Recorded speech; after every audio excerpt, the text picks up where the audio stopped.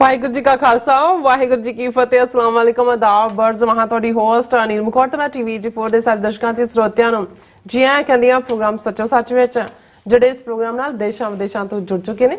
Khalsa affair centre ਦੇ ਸੰਚਾਲਕ doctor Amarjit Singh ji ਰੋਜ਼ਾਨਾ ਦੀ ਤਰ੍ਹਾਂ ਸਟੂਡੀਓ 'ਚ ਮੇਰੇ ਨਾਲ ਸ਼ਾਮਿਲ ਨੇ। ਉਹਨਾਂ ਨਾਲ ਗੱਲਬਾਤ ਕਰਕੇ ਅੱਜ ਦੇ ਮਿਸ਼ਨ ਸਪੋਰਟ ਉਹਨਾਂ ਤੋਂ ਉਹਨਾਂ ਦਾ ਤਜ਼ਕੀਆ ਜਾਣਦੇ ਆ। ਜੀ ਡਾਕਟਰ ਸਾਹਿਬ ਵਾਹਿਗੁਰੂ ਜੀ का खालसा वाहिगुरू जी की फतेह।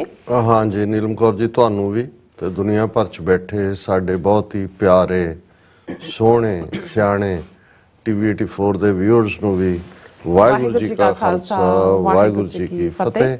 ਸਾਡੇ ਬਹੁਤ ਹੀ ਪਿਆਰੇ ਮੁਸਲਮਾਨ ਭੈਣਾਂ ਭਰਾਵਾਂ ਨੂੰ ਅਸਲਾਮ ਅਲੈਕਮ ਤੇ ਗੰਗਾ ਜਮਨੀ ਤਹਿਜ਼ੀਬ ਦੇ ਹਿੰਦੂ ਤਵੀਆਂ ਨੂੰ नमो नमः।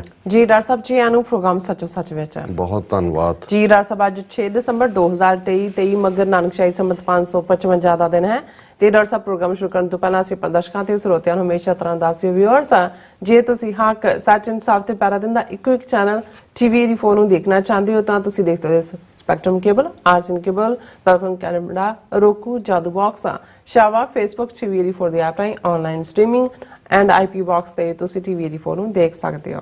ਵਿਊਅਰਸ ਜੇ ਤੁਸੀਂ ਟੀਵੀ 84 ਨਾਲ ਪ੍ਰੋਗਰਾਮ ਸੱਚੋ ਸੱਚ ਨਾਲ ਫੇਸਬੁੱਕ ਰਾਹੀਂ ਜੁੜੇ ਤਾਂ ਵੱਧ ਤੋਂ ਵੱਧ ਲਾਈਕ ਕਰੋ ਤੇ ਸ਼ੇਅਰ ਕਰੋ ਅਤੇ ਨਾਲ ਹੀ YouTube ਤੇ ਸਬਸਕ੍ਰਾਈਬ ਵੀ ਕਰੋ। ਇਹ ਵੀ ਦੱਸ ਦਿਓ ਕਿ ਤੁਸੀਂ ਟੀਵੀ 84 ਦੀ ਐਪ ਨੂੰ ਐਂਡਰੋਇਡ ਐਂਡ ਐਪ ਸਟੋਰ ਤੇ ਡਾਊਨਲੋਡ ਕਰਕੇ ਜੋ ਟੀਵੀ 84 ਦੀ ਲਾਈਵ ਸਟ੍ਰੀਮ ਹੈ ਇਸ ਨੂੰ ਤੁਸੀਂ 24 ਆਵਰਸ ਦੇਖ ਸਕਦੇ ਹੋ। ਸੋ ਵਿਊਅਰਸ ਪ੍ਰੋਗਰਾਮ ਦੀ ਸ਼ੁਰੂਆਤ ਕਰਨ ਜਾ ਰਹੇ ਹਾਂ ਅੱਜ ਦੀ ਸਪਾਂਸਰਸ਼ਿਪ ਦੇ ਵਾਲੇ ਨਾਲ ਕਿ ਅੱਜ ਦੇ ਪ੍ਰੋਗਰਾਮ ਸੱਚੋ ਸੱਚ ਨੂੰ ਸਪਾਂਸਰ ਕੀਤਾ ਗਿਆ ਹੈ ਕੈਲੀਫੋਰਨੀਆ ਤੋਂ ਸਰਦਾਰ ਸਿਮਰਪ੍ਰੀਤ ਸਿੰਘ ਜਰਾ ਵੱਲੋਂ। ਸੋ ਇਹਨਾਂ ਨੇ ਟੀਵੀ 84 ਦੀ ਵੱਧ ਤੋਂ ਵੱਧ ਸਪੋਰਟ ਕਰਨ ਲਈ ਸਭ ਨੂੰ ਕਿਹਾ ਹੈ। ਸੋ ਇਹਨਾਂ ਦਾ ਆਪਾਂ ਤਹਿ ਦਿਲ ਤੋਂ ਧੰਨਵਾਦ ਕਰਦੇ ਹਾਂ ਕਿ ਉਹਨਾਂ ਨੇ ਅੱਜ ਦੇ ਪ੍ਰੋਗਰਾਮ ਨੂੰ ਸਪਾਂਸਰ ਕੀਤਾ ਹੈ ਔਰ ਅਸੀਂ ਵੀ ਤੁਹਾਨੂੰ ਵੀ ਅਪੀਲ ਤੇ ਬੇਨਤੀ ਕਰਦੇ ਹਾਂ ਕਿ ਤੁਸੀਂ ਪ੍ਰੋਗਰਾਮ ਸੱਚੋ ਸੱਚ ਨੂੰ ਵੱਧ ਤੋਂ ਵੱਧ ਸਪਾਂਸਰ ਕਰੋ। ਸਪਾਂਸਰਸ਼ਿਪ ਲਈ ਤੁਸੀਂ ਸਾਨੂੰ ਕਾਲ ਕਰ ਸਕਦੇ ਸਾਡੇ ਫੋਨ ਨੰਬਰ ਤੇ 5166191984 ਸੇਮ ਨੰਬਰ ਤੇ WhatsApp ਕਰ ਸਕਦੇ ਹੋ। ਤੁਸੀਂ ਸਾਨੂੰ ਈਮੇਲ ਵੀ ਕਰ ਸਕਦੇ ਹੋ info@tv84.tv ਤੇ। ਸੋ ਵਿਊਅਰਸ ਪਹਿਲੇ ਸੈਗਮੈਂਟ ਵਿੱਚ ਆਪਾਂ ਗੱਲਬਾਤ ਕਰਨ ਜਾ ਰਹੇ ਹਾਂ ਕਿ ਅੱਜ ਵਾਸ਼ਿੰਗਟਨ ਡੀਸੀ ਦੀ ਸੈਨੇਟ ਜਿਹੜੀ ਹੈ ਫੋਰਨ ਰਿਲੇਸ਼ਨ ਕਮੇਟੀ ਵਿੱਚ ਟ੍ਰਾਂਸਨੈਸ਼ਨਲ ਰਿਪਰੈਸ਼ਨ ਮੁੱਦੇ ਤੇ ਜਿਹੜੀ ਹੈ ਹੀਅਰਿੰਗ ਹੋਈ ਹੈ ਔਰ ਇਸ ਹੀਅਰਿੰਗ ਦੌਰਾਨ ਭਾਰਤ ਵੱਲੋਂ ਕੈਨੇਡਾ ਅਤੇ ਅਮਰੀਕਾ ਦੀ ਧਰਤੀ ਤੇ ਕੀਤੀ ਗਈ ਦਹਿਸ਼ਤਗਰਦੀ ਦਾ ਜਿਹੜਾ ਮੁੱਦਾ ਉਹ ਅੱਡ ਸੈਨੇਟਰਸ ਅਤੇ ਵਿਟਨੈਸ ਵੱਲੋਂ ਜਿਹੜਾ ਉਠਾਇਆ ਗਿਆ ਔਰ ਇਸ ਤੇ ਗੱਲਬਾਤ ਵੀ ਕਰਾਂਗੇ ਔਰ ਨਾਲ ਹੀ ਇਸ ਦੇ ਜਿਹੜੇ ਆਸਟ੍ਰੇਲੀਆ ਦੀ ਜਿਹੜੀ ਸੈਨੇਟ ਵਿੱਚ ਸੈਨੇਟਰ ਡੇਵਿਡ ਸ਼ੂਬ੍ਰਿਜ ਨੇ ਵੀ ਰੋਗ ਸਟੇਟ ਇੰਡੀਆ ਨੂੰ ਬੇਨਕਾਬ ਕੀਤਾ। ਸੋ ਇਸ ਬਾਰੇ ਆਪਾਂ ਗੱਲਬਾਤ ਕਰਨ ਜਾ ਰਹੇ ਹਾਂ। ਸੋ ਅਸੀਂ ਚਾਹਾਂਗੇ ਕਿ ਤੁਸੀਂ ਇਸੇ ਤਰ੍ਹਾਂ ਬਣੇ ਰਹਿਣਾ ਦੇਖਣ ਸੁਣ ਲਈ ਤੁਹਾਡਾ ਸਭ ਦਾ ਬਹੁਤ ਬਹੁਤ ਧੰਨਵਾਦ ਜੀ। ਡਾਕਟਰ ਸਾਹਿਬ ਕੀ ਕਹਿਣਾ ਚਾਹੋਗੇ? ਸਭ ਤੋਂ ਪਹਿਲਾਂ ਤਾਂ ਅੱਜ ਦੇ ਪ੍ਰੋਗਰਾਮ ਨੂੰ ਸਪਾਂਸਰ ਕਰਨ ਲਈ ਅਸੀਂ ਕੈਲੀਫੋਰਨੀਆ ਤੋਂ ਵੀਰ ਸਿਮਰਪ੍ਰੀਤ ਸਿੰਘ ਉਹਨਾਂ ਦਾ ਸ਼ੁਕਰੀਆ ਅਦਾ ਕਰਦੇ ਹਾਂ। ਅੱਛਾ, ਸਾਡੇ ਇਹੋ ਜਿਹੇ ਵੀਰਾਂ ਦੀ ਹਮਾਇਤ ਦੀ ਬਦੌਲਤ ਹੀ ਪਿਛਲੇ ਲਗਭਗ 11 ਸਾਲ ਤੋਂ ਜ਼ਿਆਦਾ ਸਮੇਂ ਤੋਂ ਕਿਉਂਕਿ ਦਸੰਬਰ ਦਾ ਮਹੀਨਾ ਚੱਲ ਰਿਹਾ ਅੱਛਾ ਔਰ ਦਸੰਬਰ 2012 ਦੇ ਵਿੱਚ ਅਸੀਂ ਇਸ ਟੀਵੀ 84 ਦੀ ਸ਼ੁਰੂਆਤ ਕੀਤੀ ਸੀ। 11 ਸਾਲ ਆਲਮੋਸਟ ਮੁਕੰਮਲ ਹੋ ਗਏ ਨੇ। ਅੱਛਾ ਔਰ ਸਾਡਾ ਹੋਰ ਕੋਈ ਸਰਮਾਇਆ ਨਹੀਂ ਹੈ, ਕਿਸੇ ਤੇ ਟੇਕ ਨਹੀਂ ਹੈ, ਕੋਈ ਵਪਾਰੀ, ਕੋਈ ਧਨਾੜ, ਕੋਈ ਕੈਪੀਟਲਿਸਟ ਜਿਸ ਦੀ ਹਉਮੈ ਨੂੰ ਅਸੀਂ ਪੱਠੇ ਪਾ ਕੇ ਇਸ ਨੂੰ ਕਰ ਰਹੇ ਹੋਈਏ। ਨਾ ਹੀ ਸਾਡਾ ਕੋਈ ਮਕਸਦ ਵਪਾਰਕ ਮੁਫਾਦ ਹੈ। ਇਸ ਲਈ ਬੇਸ਼ੱਕ ਜਿਸ ਨੂੰ ਅੰਗਰੇਜ਼ੀ 'ਚ ਹੈਂਡ ਟੂ ਮਾਊਥ ਕਹਿੰਦੇ ਨੇ, ਚਲੋ ਚੱਲੀ ਵਾਲੀ ਗੱਲ ਹੀ ਹੈ ਇਹਨਾਂ ਸਾਰੇ ਸਾਲਾਂ, ਪਰ ਸਾਡੇ ਵਿਊਅਰਸ ਨੇ ਔਰ ਪੰਥ ਪ੍ਰਸਤ ਵੀਰਾਂ ਨੇ ਭੈਣਾਂ ਨੇ ਇਸ ਨੂੰ ਜਾਰੀ ਰੱਖਣ ਦੇ ਵਿੱਚ ਜਿਹੜਾ ਬਹੁਤ ਵੱਡਾ ਯੋਗਦਾਨ ਪਾਇਆ। ਔਰ ਹੁਣ ਦਸੰਬਰ ਦਾ ਮਹੀਨਾ ਚੱਲ ਰਿਹਾ ਔਰ ਅਸੀਂ ਜਦੋਂ ਪਿਛਲੇ ਦਾ ਵੀ ਲੇਖਾ ਜੋਖਾ ਕਰ ਰਹੇ ਹਾਂ, ਆਉਣ ਵਾਲਾ ਵਰ੍ਹਾ ਵੀ ਹੈ। ਸੋ ਅਸੀਂ ਸਮਝਦੇ ਹਾਂ ਕਿ ਵੀ ਬਹੁਤ ਸਾਰਿਆਂ ਨੇ ਆਪਣਾ ਟੈਕਸ ਰਿਟਰਨਸ ਵੀ ਫਾਈਲ ਕਰਨੀਆਂ ਹੁੰਦੀਆਂ ਨੇ ਸਾਲ ਐਂਡ ਤੋਂ ਬਾਅਦ। ਟੀਵੀ 84 ਇੱਕ ਨਾਨ ਪ੍ਰੋਫਿਟ ਅਦਾਰਾ ਹੈ। ਤੁਸੀਂ ਜੇ ਲਿਬਰਲੀ ਡੋਨੇਟ ਕਰੋਗੇ ਤੇ ਜਿੱਥੇ ਤੁਹਾਨੂੰ ਇੱਕ ਪਾਸੇ ਤੁਸੀਂ ਟੈਕਸ ਤੋਂ ਰਾਹਤ ਲਓਗੇ, ਤੁਹਾਨੂੰ ਇਹ ਤਸੱਲੀ ਵੀ ਹੋਏਗੀ ਕਿ ਤੁਸੀਂ ਇੱਕ ਪੰਥਕ ਅਦਾਰੇ ਦੀ ਮਦਦ ਕਰ ਰਹੇ ਹੋ। ਤੇ ਵੈਸੇ ਵੀ ਜਦੋਂ ਸਾਲ ਦਾ ਐਂਡ ਹੁੰਦਾ ਹੈ ਤੇ ਫਿਰ ਜਦੋਂ ਹਰ ਕੋਈ ਆਪੋ ਆਪਣੇ ਬਜਟ ਨੂੰ ਦੇਖਦਾ ਹੈ ਤੇ ਅਸੀਂ ਵੀ ਦੇਖ ਰਹੇ ਹਾਂ ਵੀ ਇਸ ਵੇਲੇ ਸਾਨੂੰ ਤੁਹਾਡੀ ਮਦਦ ਦੀ ਸਖਤ ਲੋੜ ਹੈ। ਔਰ ਅਸੀਂ ਅਪੀਲ ਹੀ ਕਰ ਸਕਦੇ ਹਾਂ ਕਿ ਭਾਈ ਜੇ ਕੋਈ ਯੂਜ਼ਫੁਲਨੈਸ ਹੈ ਇਹ ਸਾਰੇ ਨੂੰ ਜਾਰੀ ਰੱਖਣ 'ਚ ਤੇ ਫਿਰ ਹੀ ਅਸੀਂ ਜਿਹੜਾ ਫਾਈਨੈਂਸ਼ੀਅਲ ਹੈਲਪ ਦੇ ਨਾਲ ਇਹਨੂੰ ਜਾਰੀ ਰੱਖ ਪਾਵਾਂਗੇ।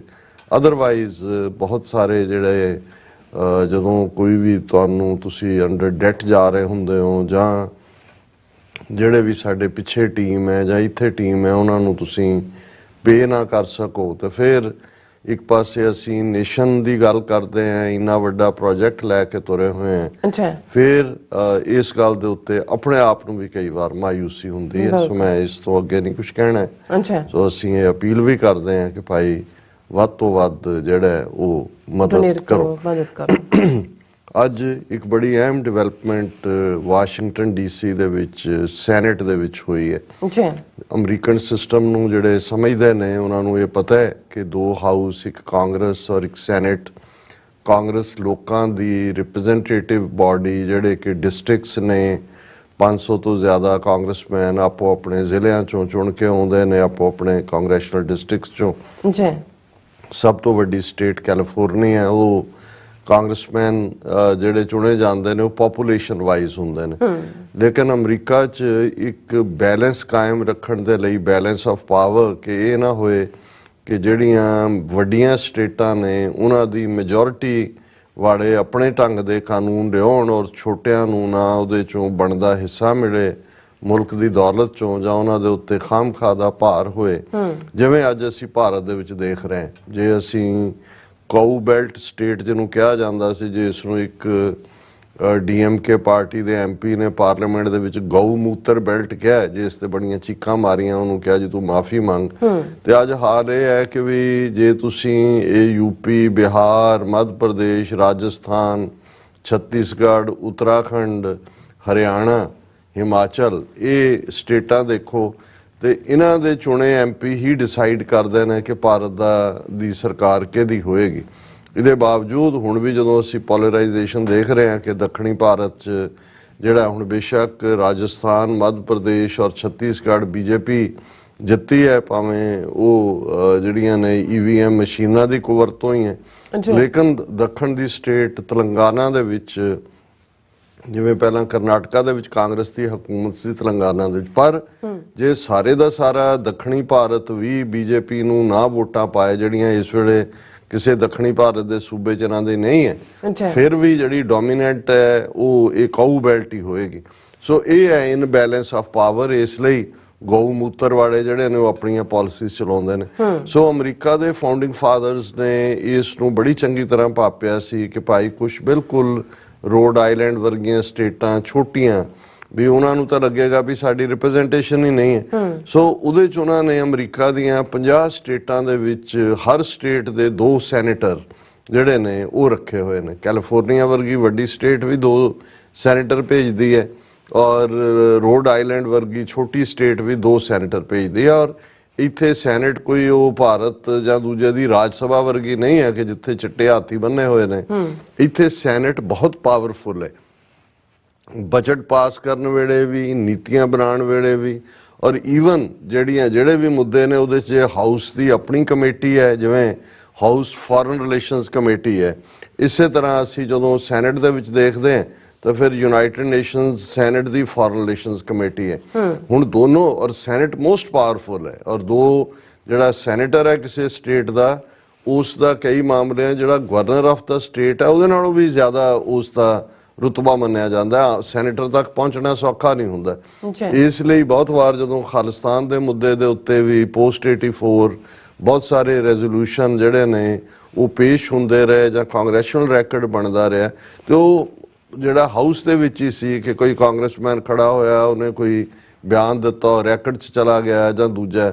ਕਦੇ ਵੀ ਸੈਨੇਟ ਲੈਵਲ ਦੇ ਉੱਤੇ ਸਿੱਖ ਇਸ਼ੂ ਨੂੰ ਕਦੇ ਵੀ ਹਮਾਇਤ ਨਹੀਂ। ਇੱਕ ਟੋਰੀ ਸੈਲੀ ਇੱਥੋਂ ਨਿਊ ਜਰਸੀ ਤੋਂ ਸੈਨੇਟਰ ਸੀ, ਉਹ ਕਦੀ ਕਦਾਈ ਇੱਕ ਸਟੇਟਮੈਂਟ ਉਹ ਵੀ ਸਿੱਖਾਂ ਨੂੰ ਬਾਹਰ ਖੁਸ਼ ਕਰਨ ਲਈ ਦੇ ਦਿੰਦਾ ਸੀ ਜਾਂ ਸਿੱਖ ਸਮਾਗਮਾਂ ਤੇ ਆ ਜਾਂਦਾ ਸੀ।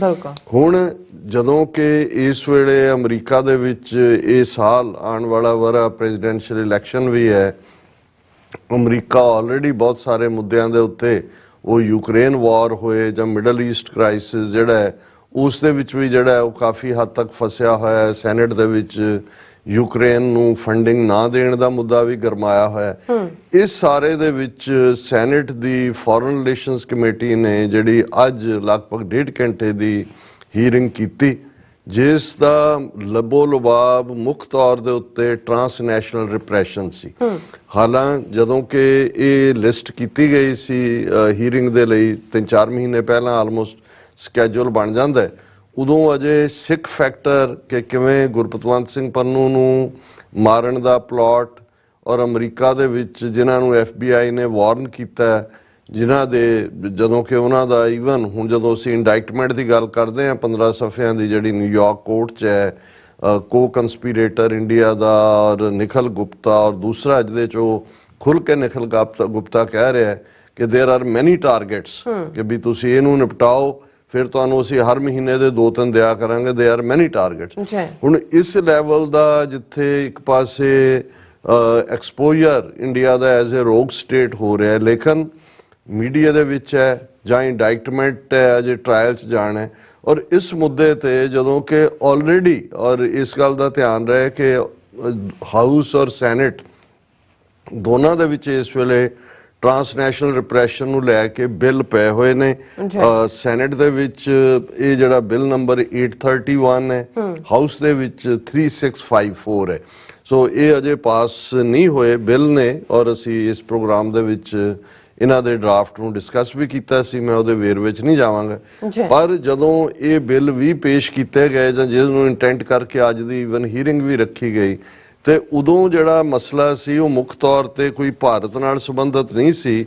ਜਿਹੜੇ 10 ਸਟੇਟ ਜਾਂ 10 ਮੁਲਕ ਮਾਰਕ ਕੀਤੇ ਗਏ, ਹਾਲਾਂਕਿ ਅਮਰੀਕਾ ਦੇ ਨੁਕਤਾ ਨਿਗਾਹ ਤੋਂ ਤਾਂ ਮੁੱਖ ਤੌਰ ਤੇ Russia, China, Iran, Saudi Arabia ਸੀ, ਪਰ ਮੈਂ ਦੇਖ ਰਿਹਾ ਸੀ ਵੀ ਜਦੋਂ ਅੱਜ ਇਹ ਹੀਅਰਿੰਗ ਹੁੰਦੀ ਹੈ ਤਾਂ ਉਦੋਂ ਜਿਹੜੇ 10 ਮੁਲਕ ਜਿਹੜੇ ਟਰਾਂਸਨੈਸ਼ਨਲ ਆਪਰੇਸ਼ਨ ਦੇ ਲਈ ਮਾਰਕ ਨੇ, ਉਹਨਾਂ ਦੇ ਵਿੱਚ China, Turkey, Tajikistan, Egypt, Russia, Turkmenistan, Uzbekistan, Iran, Belarus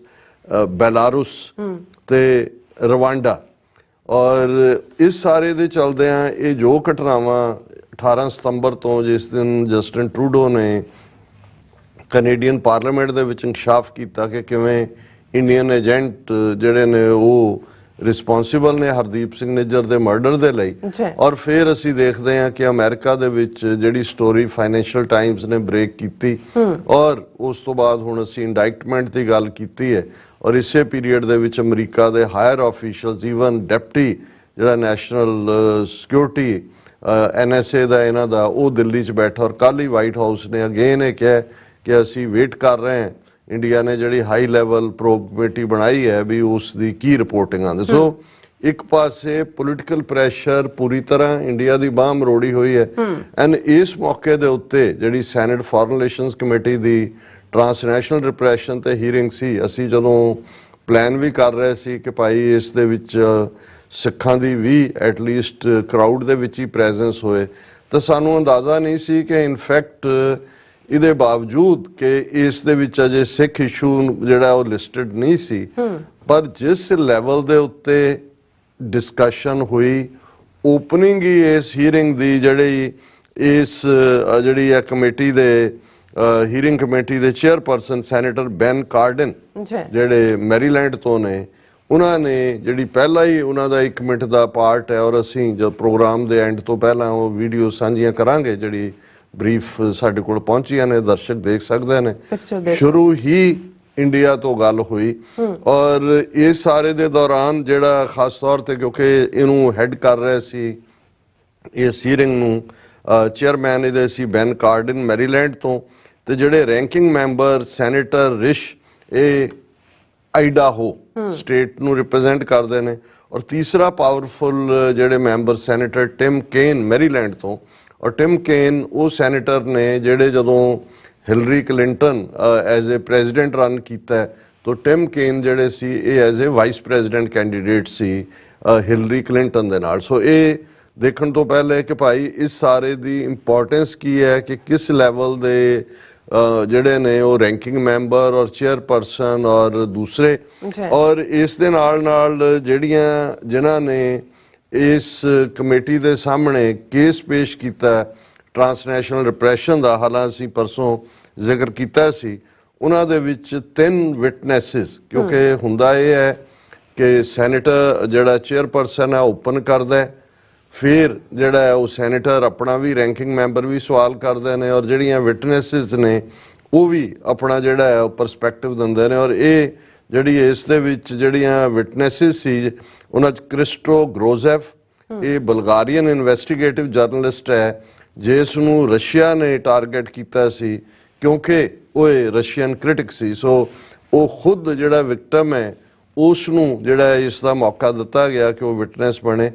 इसे तरह माइकल एब्रामोविट्स, ये प्रेजिडेंट ने फ्रीडम हाउस दे और बड़ा इलस्ट्रीयस करियर है। और उन्हां दी जदों असीं फ्रीडम हाउस दे इस जिहड़ा प्रेजिडेंट की गल करते हैं तो आलमोस्ट 3-4 मिनट लगातारता नाल उन्होंने इंडिया ने की कीता है, कैनेडा च की होया, अमेरिका च की होया और किवें मैनी हिट्स की गल उसने की जिहड़ी बड़ी जबरदस्त कि ऐ लग रहा सी क्योंकि इस वेले बाकी भावें सारे मुल्कां दा जिक्र ही होना सी इहदे च, लेकिन इस वेले जिहड़ा करंट है और जिहड़ा मीडिया दे विच इस वेले फुल स्टोरी, असीं कल टाइम मैगजीन की स्टोरी की गल कीती सी, अज भी न्यूयॉर्क टाइम्स की स्टोरी है, Sikh Americans take precautions after alleged assassination plot.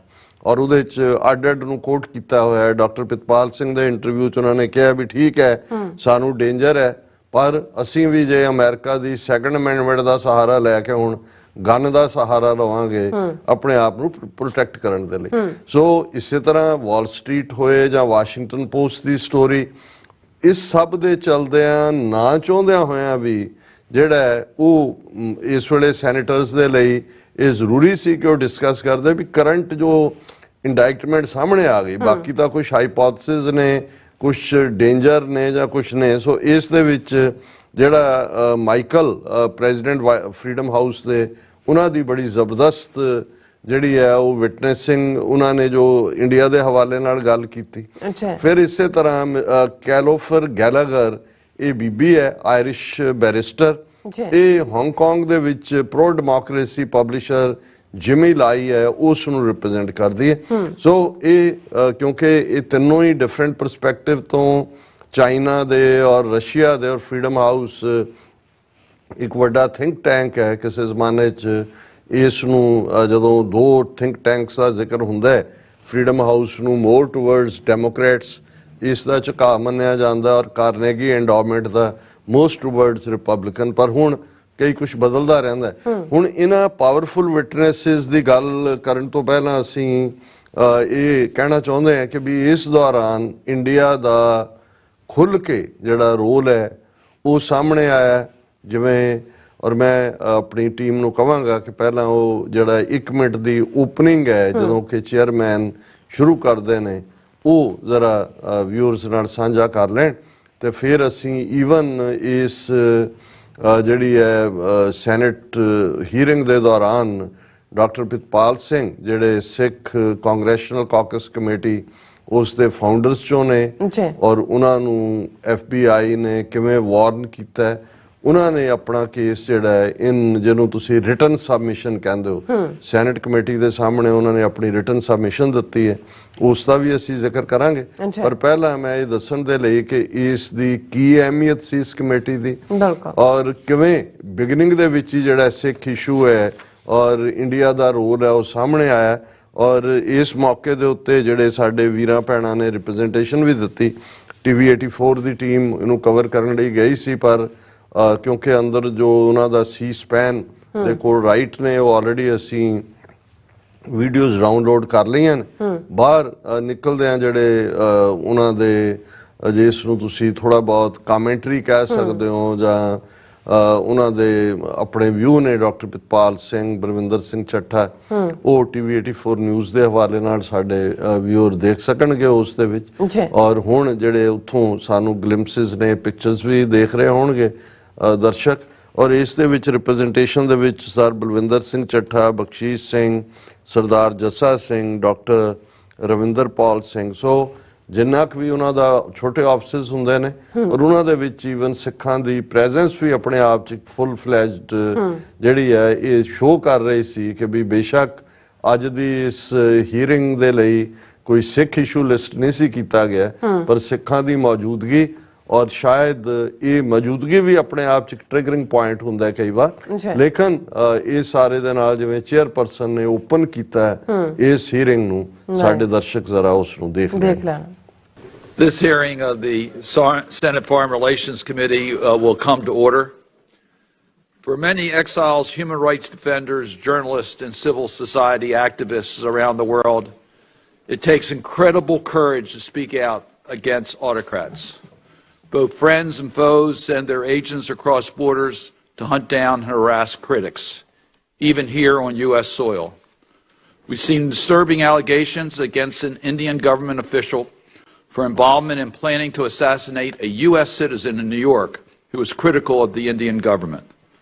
This follows allegations of India's involvement in the killing of a Canadian Sikh leader earlier this year. The Modi government had labeled both critics as terrorists. Transnational repression is not new, but modern technologies have expanded the government's reach like never before. This hearing of the Senate so viewers ਤੁਸੀਂ ਇਹ video ਦੇਖੀ ਹੁਣ ਆਪਾਂ ਜਿਹੜਾ ਆਪਣਾ ਮੁੱਦਾ ਹੈਗਾ ਅੱਜ ਦਾ ਕਰੰਟ ਤੇ ਉਸ ਤੇ ਆਪਾਂ ਡਾਕਟਰ ਸਾਹਿਬ ਦੇ ਵਿਚਾਰ ਸੁਣਦੇ ਹਾਂ ਸੋ ਅਸੀਂ ਚਾਹਾਂਗੇ ਕਿ ਤੁਸੀਂ ਸਾਡੇ ਨਾਲ ਇਸੇ ਤਰ੍ਹਾਂ ਬਣੇ ਰਹਿਣਾ ਜੀ ਡਾਕਟਰ ਸਾਹਿਬ ਕੀ ਕਹਿਣਾ ਚਾਹੋਗੇ ਦੇਖੋ ਔਰ ਇਸ ਤੋਂ ਬਾਅਦ ਜਿਹੜੀ ਮੋਸਟ ਪਾਵਰਫੁਲ ਟੈਸਟੀਮਨੀ ਬੇਸ਼ੱਕ ਰੈਂਕਿੰਗ ਮੈਂਬਰਸ ਵੱਲੋਂ ਵੀ ਇੰਟਰਵੀਨ ਕੀਤਾ ਗਿਆ ਲੇਕਿਨ ਮਿਸਟਰ ਮਾਈਕਲ ਐਬਰੋਵਿਟਸ ਜਿਨ੍ਹਾਂ ਦਾ ਜ਼ਿਕਰ ਅਸੀਂ ਫਰੀडम ਹਾਊਸ ਦਾ ਕੀਤਾ ਹੈ ਉਹਨਾਂ ਨੇ ਜਦੋਂ ਆਪਣੀ ਵਿਟਨੈਸ ਦਿੱਤੀ ਔਰ ਉਹਨਾਂ ਨੇ ਵਾਸ਼ਿੰਗਟਨ ਪੋਸਟ ਨੂੰ ਕੋਟ ਕੀਤਾ ਜੋ ਕੁਝ ਪਿਛਲੇ ਦਿਨਾਂ ਦੇ ਵਿੱਚ ਹੋਇਆ ਔਰ ਉਹਨਾਂ ਨੇ ਇਹ ਕਿਹਾ ਕਿ ਵੀ ਇੱਕ ਤਾਂ ਐਨਮੀ ਕੰਟਰੀ ਹੈ ਪਰ ਜਦੋਂ ਆਪਣੇ ਆਪ ਨੂੰ ਜਿਹੜੀ ਡੈਮੋਕ੍ਰੇਸੀ ਕਹਿਣ ਵਾਲਾ ਮੁਲਕ ਹੈ ਲਾਰਜੈਸਟ ਡੈਮੋਕ੍ਰੇਸੀ ਜਿਹਨੂੰ ਕਿਹਾ ਜਾਂਦਾ ਔਰ ਫਰੈਂਡਲੀ ਕੰਟਰੀ ਹੈ ਔਰ ਇੰਨੀਆਂ ਸਾਂਝਾਂ ਨੇ ਜੇ ਉਹ ਸਾਡੀ ਸਰਜ਼ਮੀਨ ਦੇ ਉੱਤੇ ਵੀ ਇਸ ਕਿਸਮ ਦੀ ਟ੍ਰਾਂਸਨੈਸ਼ਨਲ ਰਿਪਰੈਸ਼ਨ ਕਰਦਾ ਹੈ ਤੇ ਫਿਰ ਇਹ ਬੜਾ ਇੰਪੋਰਟੈਂਟ ਹੈ ਇਸ ਸਾਰੇ ਪਾਰਟ ਨੂੰ ਦੇਖਣਾ ਕਿ ਇਸ ਨੂੰ ਅਸੀਂ ਕਿੱਥੋਂ ਤੱਕ ਲਿਜਾਣਾ ਹੈ ਔਰ ਨਾਲ ਦੀ ਨਾਲ ਜਿਹੜਾ ਉਹਨਾਂ ਦਾ ਖਾਸ ਤੌਰ ਦੇ ਉੱਤੇ ਜਿਹੜੀਆਂ ਰਿਕਮੈਂਡੇਸ਼ਨਸ ਦੇ ਵਿੱਚ ਵੀ ਆਇਆ ਕਿ ਭਾਈ ਯੂਐਸ ਜਿਹੜਾ ਹੈ ਉਹ ਲੀਡਿੰਗ ਰੋਲ ਲੈ ਕੋਆਰਡੀਨੇਟ ਕਰੇ ਇੰਟਰਨੈਸ਼ਨਲ ਲਾਅ ਐਨਫੋਰਸਮੈਂਟ ਇਸ ਇਸ਼ੂ ਦੇ ਉੱਤੇ ਤਾਂ ਕਿ transnational crime must B ਫੌਟ with transnational measures ਜਿਸ ਨੂੰ ਜਿਹੜਾ ਹੈ ਮਿਸਟਰ ਗਾਲਾਗਰ ਨੇ ਵੀ ਔਰ ਮਾਈਕਲ ਦੂਜਿਆਂ ਨੇ ਵੀ ਹਾਈਲਾਈਟ ਕੀਤਾ ਹੁਣ ਅਸੀਂ ਜਿਹੜੀ ਫਰੀडम ਹਾਊਸ ਦੇ ਪ੍ਰੈਜ਼ੀਡੈਂਟ ਦੀ ਟੈਸਟੀਮਨੀ ਹੈ ਉਹਦਾ ਜਿਹੜਾ ਹਿੱਸਾ ਕਿਉਂਕਿ ਇਹ 15-20 ਮਿੰਟ ਦੀਆਂ ਟੈਸਟੀਮਨੀਜ਼ ਇਨ ਬਿਟਵੀਨ ਇੰਟਰਵੀਨ ਵੀ ਕਰਦੇ ਨੇ ਮੈਂਬਰ ਪਰ ਜਿਹੜਾ ਸਬੰਧ ਇੰਡੀਅਨ ਪਾਰਟ ਨਾਲ ਹੈ ਉਹ ਅਸੀਂ ਆਪਣੀ ਟੈਕਨੀਕਲ ਟੀਮ ਨੂੰ ਕਵਾਂਗੇ ਕਿ ਜ਼ਰਾ ਦਿਖਾ ਦੇਣ sort of put into the adversary camp, China, Iran, others. But Mr. Abramowitz mentioned in particular nations like India, with which we have a strong relationship, or Saudi Arabia, one a democracy, one a monarchy. And I want to just focus on how do we deal with this when it is a nation that we're in partnership with. And I want to use India as an example. I'd like to introduce into the record an article from the Wall Street Journal, December 2, foiled plot to kill U.S. Sikh is linked to murder of a Canadian activist. Without objection, be clear. And I want to read the first two paragraphs of the letter. I think members of the panel understand this, but I just want to make sure the public does. Hours after a Sikh community leader was assassinated by two masked men in the parking lot of his temple in Canada, a senior Indian security officer sent a drug trafficker he knew a video of the blood-covered victim slumped over in his truck. An hour later, he followed that up with the New York address of another Sikh activist he wanted killed. The trafficker got right on it, according to U.S. prosecutors. He passed on the video and other messages to a purported hitman who had already accepted a $15,000 advance payment for the contract killing on U.S. soil and suggested there could be more such work. Quote, "We have so many targets," he told the hired gun, who he didn't know was really an undercover U.S. law enforcement officer. That's the case that has been recently brought in federal court in New York, connecting to the murder of the Sikh activist in the suburb of Toronto. And it is highly, highly disturbing, to say the least. And that quote, "we have so many targets," is something we need to pay very serious attention to. It's interesting to note that the Indian government's reaction to the prosecution in the United States has been somewhat different, than to the claim that their intelligence officials, at least one official, was implicated in the murder in Toronto. When the Canadian government, Prime Minister Trudeau, raised the issue and laid out the evidentiary case, the Indian government responded in a very negative way and asked Ottawa to recall about 40 Canadian diplomats that were in India. When the news of this prosecution in the United States came out, the Indian government at least suggested they were somewhat concerned and potentially chastened by this story, and their comments have been a little bit more reasonable.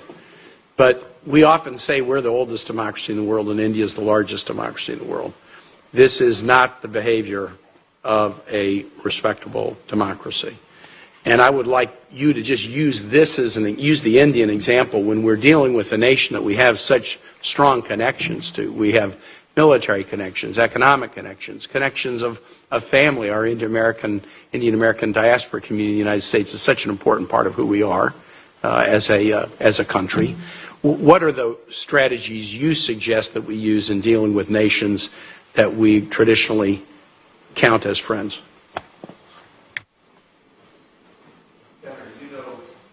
Microphone. Sorry, can you do that better? Sorry about that. You know, what I can say on this, I honestly don't know more about these cases than is in the public record so far. This is all coming to light. It strikes me that one thing that's very important is to get more information about India's activities in democracies out there in the open. That strikes me as something that this body could obtain from sources within the U.S. government, I think, and to publicize as much as you can, so be transparent about what's going on. I would say the only other thing that I would add is that if you look at Freedom in the World, which is our canonical annual survey of political rights and civil liberties in the world, you see two broad trends. One is authoritarian countries kind of getting stronger, but you also see backsliding among established democracies. And clearly India is one of the cases that have been where there's been this kind of backsliding. So the kind of overseas activities that you are alluding to is also part of a backsliding, a democratic backsliding. Thank you. And just one last comment. I want to thank Ms. Gallagher for being here representing my profession, the legal profession. The targeting of lawyers who represent political dissidents, human rights activists is a long-time strategy. There's a case decided by the U.S.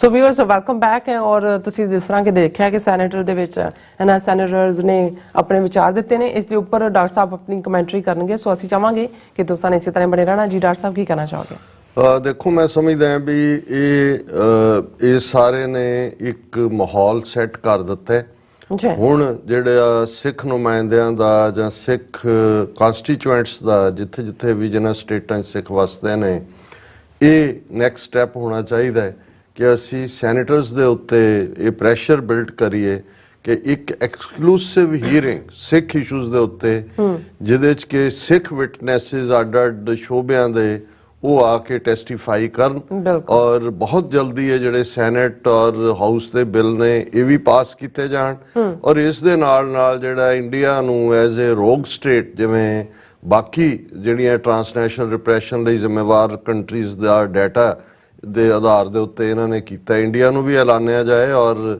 ਜਿਵੇਂ ਮੰਗ ਵੀ ਕੀਤੀ ਗਈ ਕਿ ਭਾਈ American citizens ਜਿਨ੍ਹਾਂ ਦਾ ਜੋ ਮਰਜ਼ੀ view point ਹੈ ਇਸ ਧਰਤੀ ਤੇ ਆ ਕੇ ਜਿੱਥੇ ਜਿਹਨੇ ਇੱਕ ਅਮਰੀਕਨ ਡ੍ਰੀਮ ਜਿਹੜਾ ਉਹਨਾਂ ਨੇ ਜਿਸ ਦਾ ਸੁਪਨਾ ਲਿਆ ਔਰ ਉਹ ਸੱਚਮੁੱਚ ਸਾਕਾਰ ਹੁੰਦਾ ਔਰ ਇਸ ਬਾਰੇ ਜਿਹੜੀ written submission doctor Pritpal Singh ਹੋਰਾਂ ਨੇ ਇਸ ਫੋਰਨ ਰਿਲੇਸ਼ਨਸ ਕਮੇਟੀ ਨੂੰ ਦਿੱਤੀ ਉਹਦਾ ਮੈਂ ਥੋੜਾ ਜਿਹਾ ਹਿੱਸਾ ਜ਼ਰੂਰ ਸ਼ੇਅਰ ਕਰਨਾ ਚਾਹੁੰਦਾ ਔਰ ਉਹਦੇ 'ਚ ਉਹਨਾਂ ਨੇ ਇੱਥੋਂ ਹੀ ਸ਼ੁਰੂ ਕੀਤਾ ਕਿ ਭਾਈ ਮੈਂ ਇਸ ਲਈ ਸ਼ੁਕਰਗੁਜ਼ਾਰ ਹਾਂ ਕਿ ਮੈਂ ਆਪਣੀ ਰਿਟਨ ਸਬਮਿਸ਼ਨ ਦੇ ਰਿਹਾ ਜਿਹੜਾ ਉਹ ਮੈਨੂੰ ਇਹ ਮੌਕਾ ਦਿੱਤਾ ਗਿਆ ਔਰ ਇਹ ਜਿਹੜਾ thank you for your unwavering commitment to addressing the pressing issue of India's transnational repression and its attempts to harm American citizens on US soil.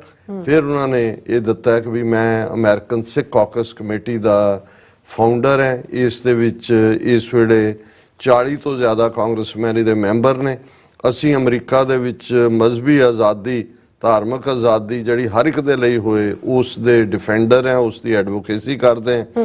ਮੈਂ 1990 ਦੇ ਵਿੱਚ ਆਪਣੀ ਫੈਮਿਲੀ ਦੇ ਨਾਲ ਭਾਰਤ ਦੀ ਜਿਹੜੀ ਸਿੱਖ ਵਿਰੋਧੀ ਨਸਲਕੁਸ਼ੀ ਲਾਈਨ, ਜੋ ਉਹਨਾਂ ਦੀ ਸਿੱਖਾਂ ਦੀ ਨਸਲਕੁਸ਼ੀ ਦਾ ਦੌਰਾ ਸੀ, ਉਸ ਤੋਂ ਬਚ ਕੇ ਮੈਂ ਅਮਰੀਕਾ ਦੇ ਵਿੱਚ ਆਇਆ। ਔਰ ਇਹ ਜਿਸ ਦੁੱਖੋਂ ਅਸੀਂ ਉਹ ਮੁਲਕ ਛੱਡਿਆ ਜੈਨੋਸਾਈਡਲ ਉਹਨਾਂ ਦੀਆਂ ਨੀਤੀਆਂ ਕਰਕੇ, ਅਨਫੋਰਚੂਨੇਟਲੀ ਅੱਜ ਜਿਹੜਾ ਸਾਡਾ ਐਡੋਪਟਡ ਮੁਲਕ ਹੈ ਅਮਰੀਕਾ, ਜਿਹਨੇ ਸਾਨੂੰ ਫਰੀडम ਦਿੱਤੀ, ਅਸੀਂ ਆਪਣੇ ਧਰਮ ਔਰ ਸਿਆਸੀ ਵਿਚਾਰਾਂ ਦਾ ਪ੍ਰਗਟਾਵਾ ਕਰ ਸਕੀਏ, ਉਸ ਦੇ ਵਿੱਚ ਵੀ ਅੱਜ ਸਾਨੂੰ ਨਿਸ਼ਾਨਾ ਬਣਾਇਆ ਜਾ ਰਿਹਾ। ਉਹਨਾਂ ਨੇ ਕਿਹਾ ਕਿ ਵੀ ਇਹ ਮੈਂ ਕਿਉਂਕਿ ਸਿੱਖ ਐਕਟਿਵਿਸਟ ਹਾਂ, ਇਸ ਲਈ ਮੈਂ ਵੀ ਭਾਰਤ ਸਰਕਾਰ ਦੇ ਨਿਸ਼ਾਨੇ ਤੇ ਹਾਂ।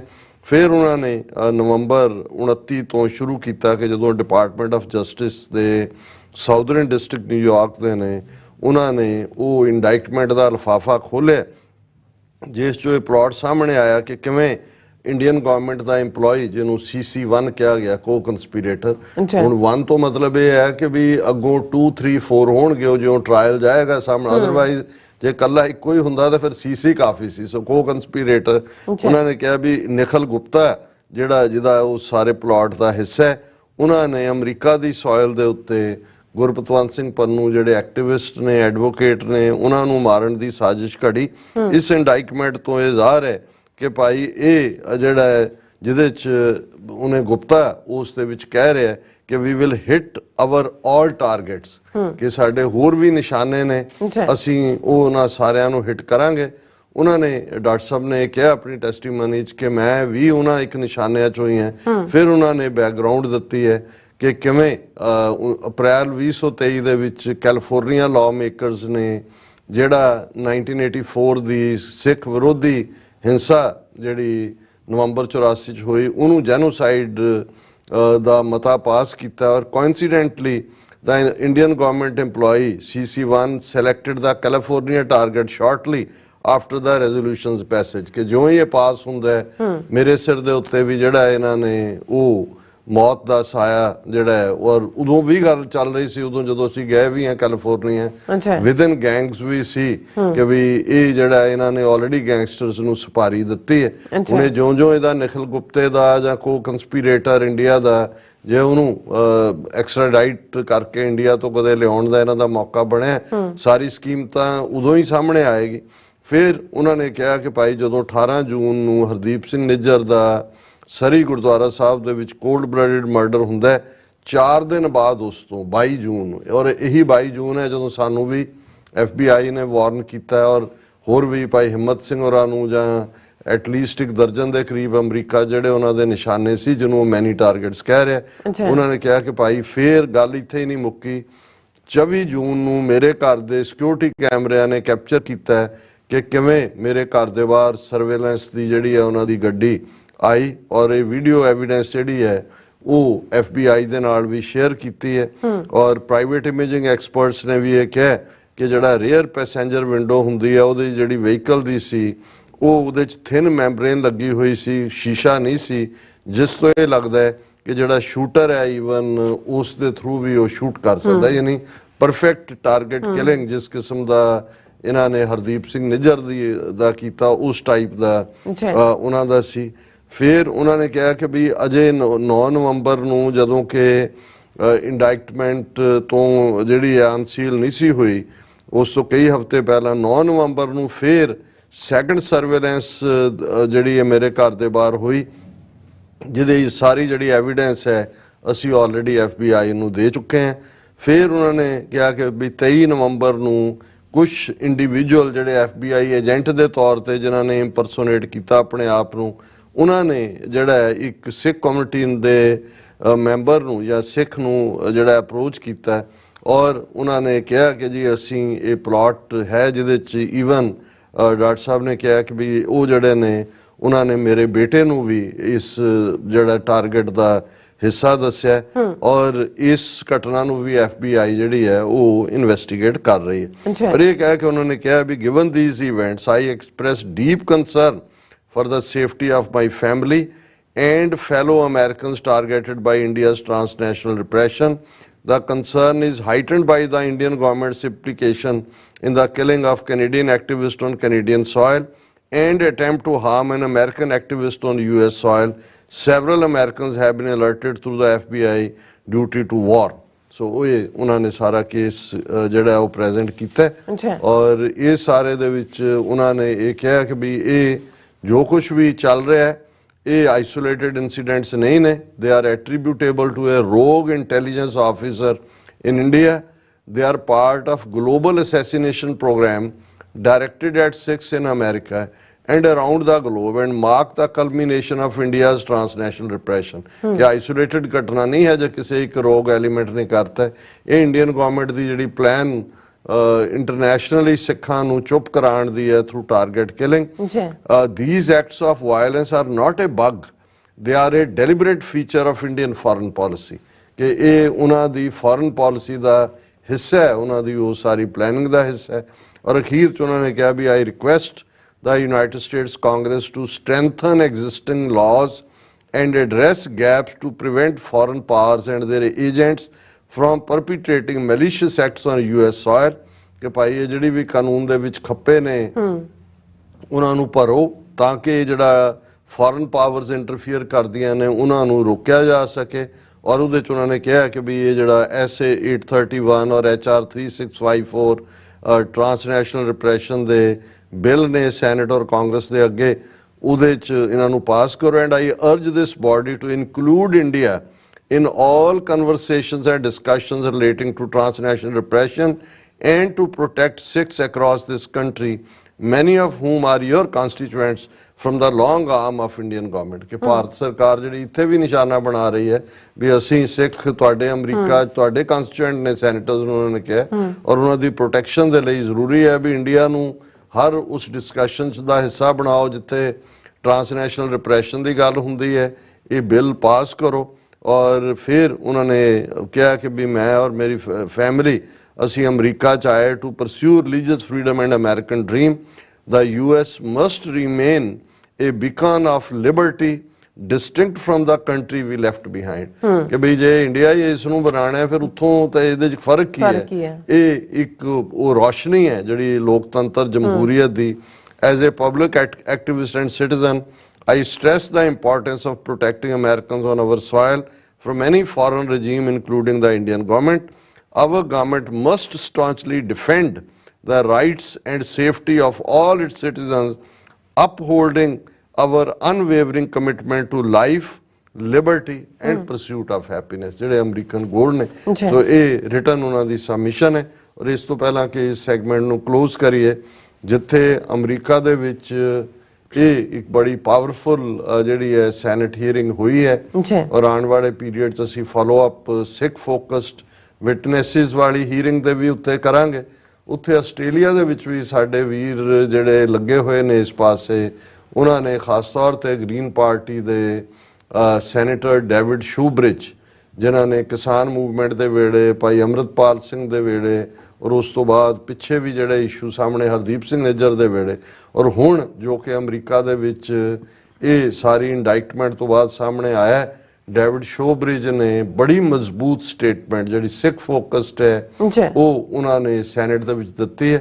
साडे वीर हरकीरत सिंह जिहड़े काफ़ी एक्टिव ने लॉयर ने खुद भी सिडनी दे विच और मेलबर्न और पर्थ ये सारियां वो बेल्ट्स ने जिथे कि काफ़ी एक्टिविटी है. और मैं कंक्लूजन दे विच डेविड शूब्रिज जिहड़ा उन्होंने आस्ट्रेलियन सैनेट दे विच खलो के जिहड़ी सिखां दी गल और सिखां दा दर्द जिन्हां लफ्ज़ां च बयान कीता है ये साडे लई बड़ी हौसले वाली गल है कि भाई घट्टो घट्ट इन्हां मुल्कां दे विच लॉ मेकर जिहड़े ने वो सच हक इंसाफ दे नाल खलोते ने ते उहदे नाल ही सैगमेंट कंक्लूड होएगा. So मैं टेक्निकल टीम ਨੂੰ ਕਹਾਂਗਾ ਕਿ David ਸ਼ੂਬ੍ਰਿਜ the statement the exhibit ਕਰ ਦੇਣ. The Sikh community is reeling because their leaders are being targeted for political assassinations. Just a few short days ago, the US Justice Department announced that an Indian government official had directed the attempted assassination of a Sikh community leader on US soil. This follows the murder of Sikh leader Hardep Singh Nijjar in British Columbia, again directed by an Indian government official. These actions show how far to the extreme the BJP government in India has lurched. If the BJP administration is actively plotting to kill political opponents in the US and Canada, just imagine what's happening in India itself. All Australian politicians should now show solidarity with our Sikh community, who are the most visible targets of this extreme political violence. I know there's apprehension in the Sikh community about their safety here, and I can see why they're concerned. We have raised this directly with security agencies, including ASIO. ASIO has informed me that there is no current identifiable threat to the Sikh community here. The Sikh community is very visible in public places, and especially when they're involved in politics. They deserve a clear and direct assurance from the Australian government that proactive measures are being taken to ensure their safety. There must be a public statement from our government to the government of India that these actions represent a gross breach of international law that offends Australian values.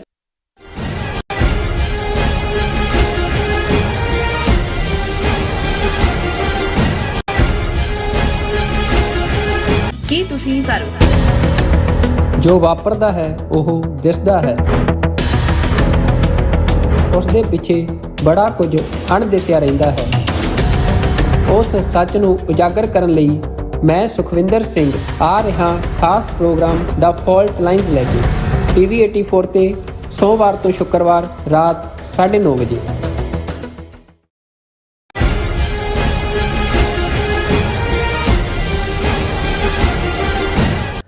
ਦਰਸ਼ਕੋ, break ਤੋਂ ਬਾਅਦ ਤੁਹਾਡਾ ਸਭ ਦਾ ਭਰਪੂਰ ਸਵਾਗਤ ਹੈ। ਸੋ viewers, ਗੱਲਬਾਤ ਕਰਨ ਜਾ ਰਹੇ ਹਾਂ ਕਿ ਸ਼੍ਰੋਮਣੀ ਅਕਾਲੀ ਦਲ ਅੰਮ੍ਰਿਤਸਰ ਦੇ ਪ੍ਰਧਾਨ ਅਤੇ ਮੈਂਬਰ ਪਾਰਲੀਮੈਂਟ ਸਰਦਾਰ ਸਿਮਰਨਜੀਤ ਸਿੰਘ ਮਾਨ ਨੇ ਅਮਰੀਕਾ ਨੂੰ ਕਿਹਾ ਹੈ ਕਿ ਭਾਰਤ ਇੱਕ ਹਿੰਦੂਤਵੀ ਦੇਸ਼ ਬਣ ਚੁੱਕਾ ਹੈ ਔਰ ਭਾਰਤ ਨੂੰ ਕੁਆਡ ਡਿਫੈਂਸ ਟ੍ਰੀਟੀ ਚੋਂ ਬਾਹਰ ਕੱਢਿਆ ਜਾਏ, ਕਿਉਂਕਿ ਉਹ ਕਿਸੇ ਵੱਡੀ ਤਾਕਤ ਨਾਲ ਲੜਨ ਜਾਂ ਟੱਕਰ ਲੈਣ ਦੇ ਸਮਰੱਥ ਨਹੀਂ ਹੈ। ਸੋ ਇਸ ਬਾਰੇ ਆਪਾਂ ਗੱਲਬਾਤ ਕਰਨ ਜਾ ਰਹੇ ਹਾਂ। ਸੋ ਅਸੀਂ ਚਾਹਾਂਗੇ ਕਿ ਤੁਸੀਂ ਇਸੇ ਤਰ੍ਹਾਂ ਬਣੇ ਰਹਿਣਾ, ਦੇਖਣ ਸੁਣ ਲਈ ਐਨ ਲਿਖਣ ਲਈ ਤੁਹਾਡਾ ਸਭ ਦਾ ਬਹੁਤ ਧੰਨਵਾਦ ਜੀ। ਡਾਕਟਰ ਸਾਹਿਬ, ਕੀ ਕਹਿਣਾ ਚਾਹੋਗੇ? ਦੇਖੋ, ਜੋ ਕੁਝ ਕੈਨੇਡਾ 'ਚ ਹੋਇਆ, ਅਮਰੀਕਾ 'ਚ ਇਸ ਵੇਲੇ ਟਾਕ ਆਫ ਦਾ ਟਾਊਨ ਹੈ। ਜਦੋਂ ਅਸੀਂ ਪੋਲੀਟੀਕਲ ਹਲਕਿਆਂ ਦੀ ਗੱਲ ਕਰਦੇ ਹਾਂ ਤਾਂ ਪੋਲੀਟੀਕਲ ਹਲਕਿਆਂ 'ਚ ਮੀਡੀਆ ਦਾ ਵੱਡਾ ਰੋਲ ਹੁੰਦਾ ਹੈ ਔਰ ਫਿਰ ਲਾਅ ਮੇਕਰਸ ਨੇ। ਅਸੀਂ ਗੱਲ ਕਰਕੇ ਹਟੇ ਕਿ ਵੀ ਕਿਵੇਂ ਬੇਸ਼ੱਕ ਟਰਾਂਸਨੈਸ਼ਨਲ ਰਿਪਰੈਸ਼ਨ ਤੇ ਜਿਹੜੀ ਹੀਅਰਿੰਗ ਸੈਨੇਟ ਦੇ ਵਿੱਚ ਸੀ ਉਹ ਡਿਫਰੈਂਟ ਮੁਲਕਾਂ ਨੂੰ ਲੈ ਕੇ ਸੀ, ਲੇਕਿਨ ਕਿਵੇਂ ਇੰਡੀਆ ਦੀ ਟਰਾਂਸਨੈਸ਼ਨਲ ਰਿਪਰੈਸ਼ਨ ਦੀ ਨੀਤੀ ਜਿਹਨੇ ਸਿੱਖਾਂ ਨੂੰ ਟਾਰਗੇਟ ਕੀਤਾ ਉਹ ਇਸ ਹੀਅਰਿੰਗ ਦੇ ਉੱਤੇ ਵੀ ਹਾਵੀ ਰਹੀ।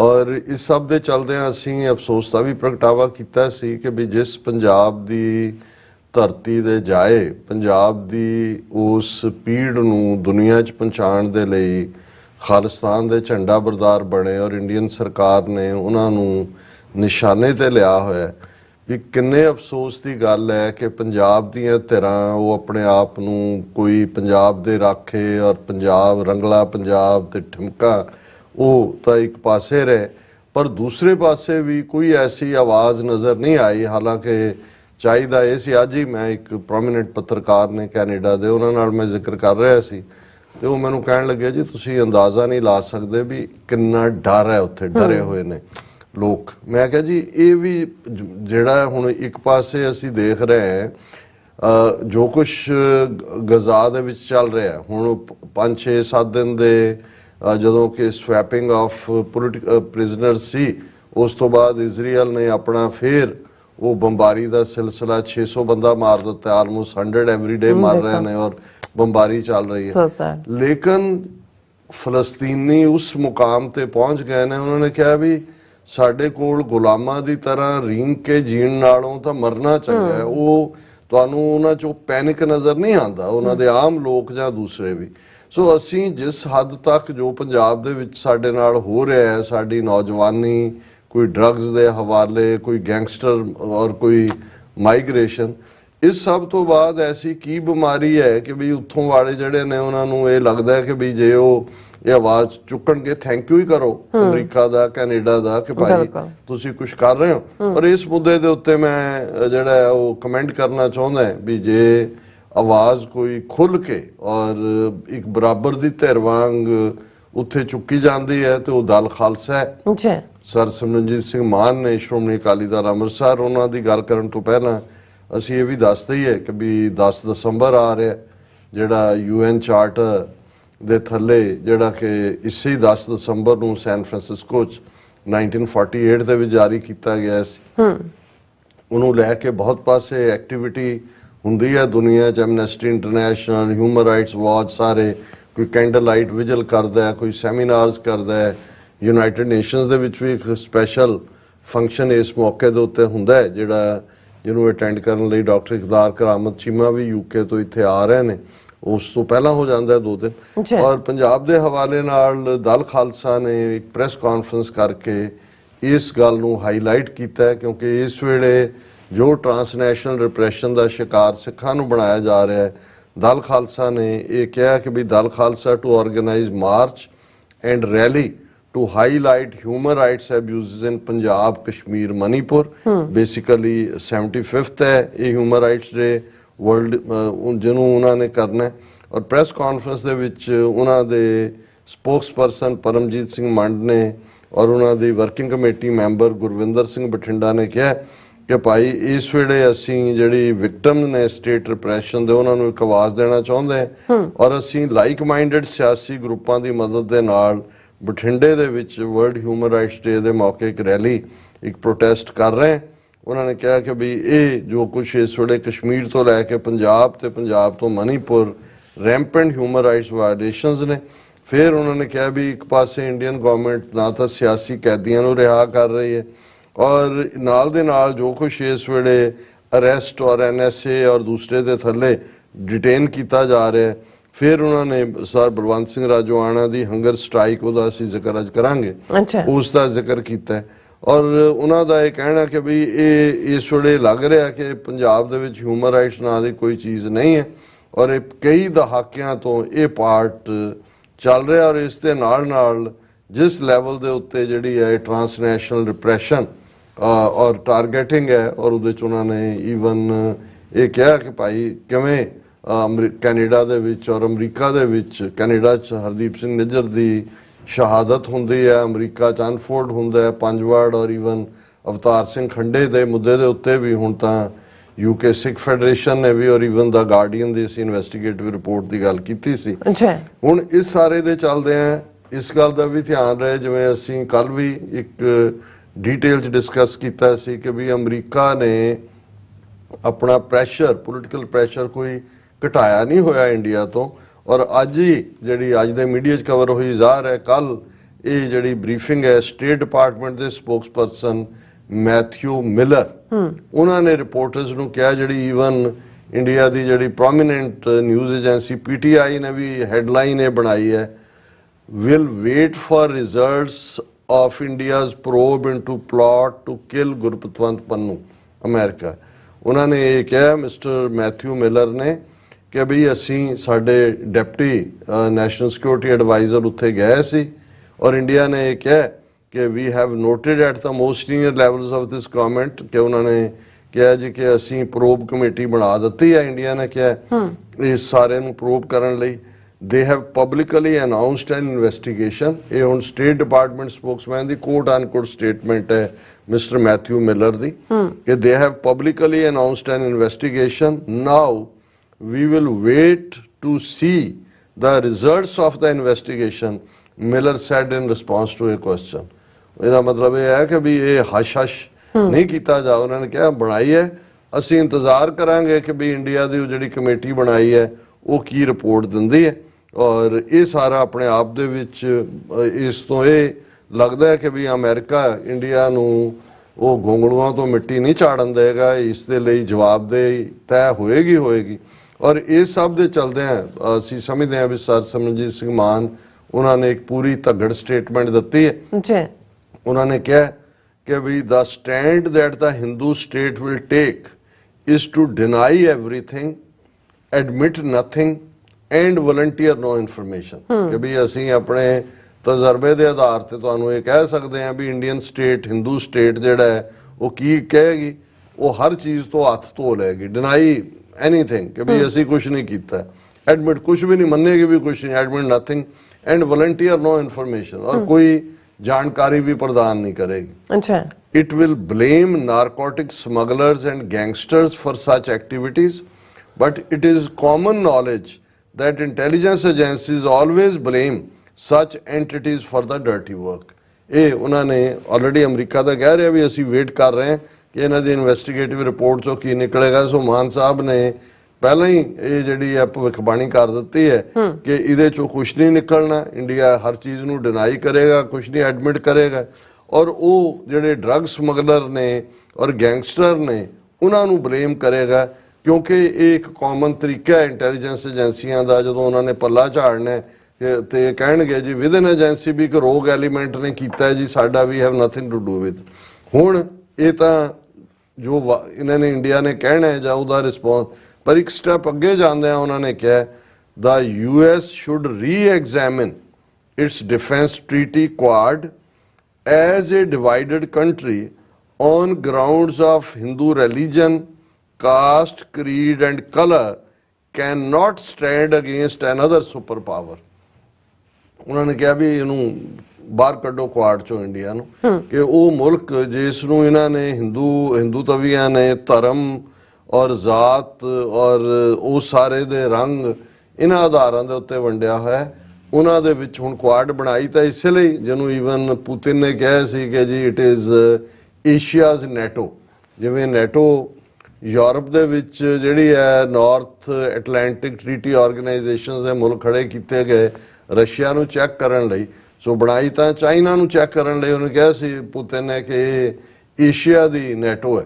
ਲੇਕਿਨ ਮਾਨ ਸਾਹਿਬ ਨੇ ਕਿਹਾ ਕਿ ਭਾਈ ਇਹ ਜਿਹੜੀ ਇਹ ਡਿਵਾਈਡਡ ਇਹਨਾਂ ਦਾ ਚੂੰ ਦਾ ਮੁਰੱਬਾ ਹੈ, ਇਹਦੇ ਚੋਂ ਕੋਈ ਇਹਨਾਂ ਦਾ, ਔਰ ਉਹ ਅਮਰੀਕਨਾਂ ਨੂੰ ਵੀ ਚੰਗੀ ਤਰ੍ਹਾਂ ਪਤਾ ਹੈ।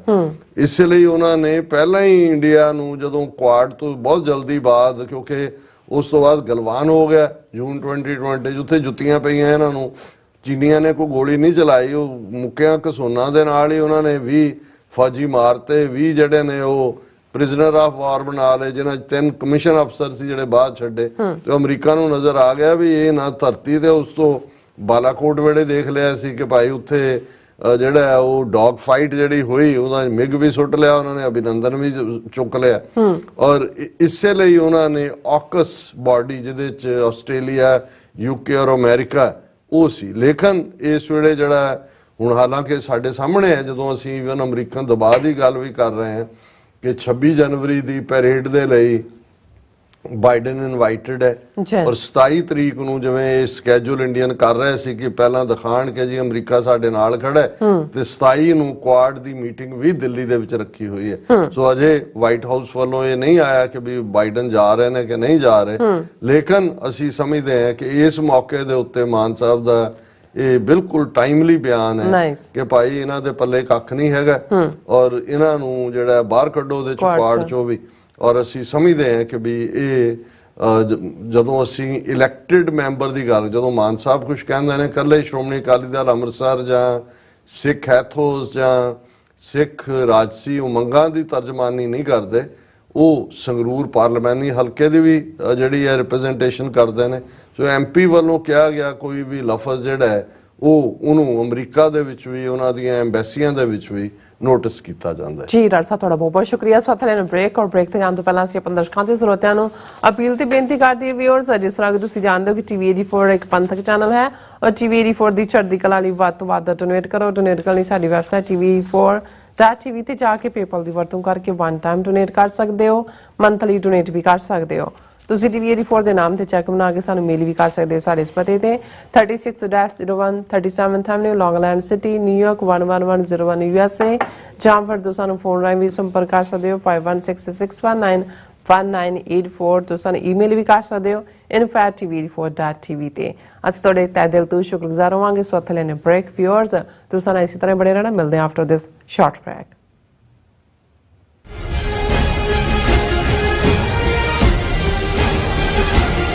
ਕੀ ਤੁਸੀਂ ਆਪਣੇ ਟੈਕਸਿਸ ਨੂੰ ਲੈ ਕੇ ਚਿੰਤਤ ਹੋ?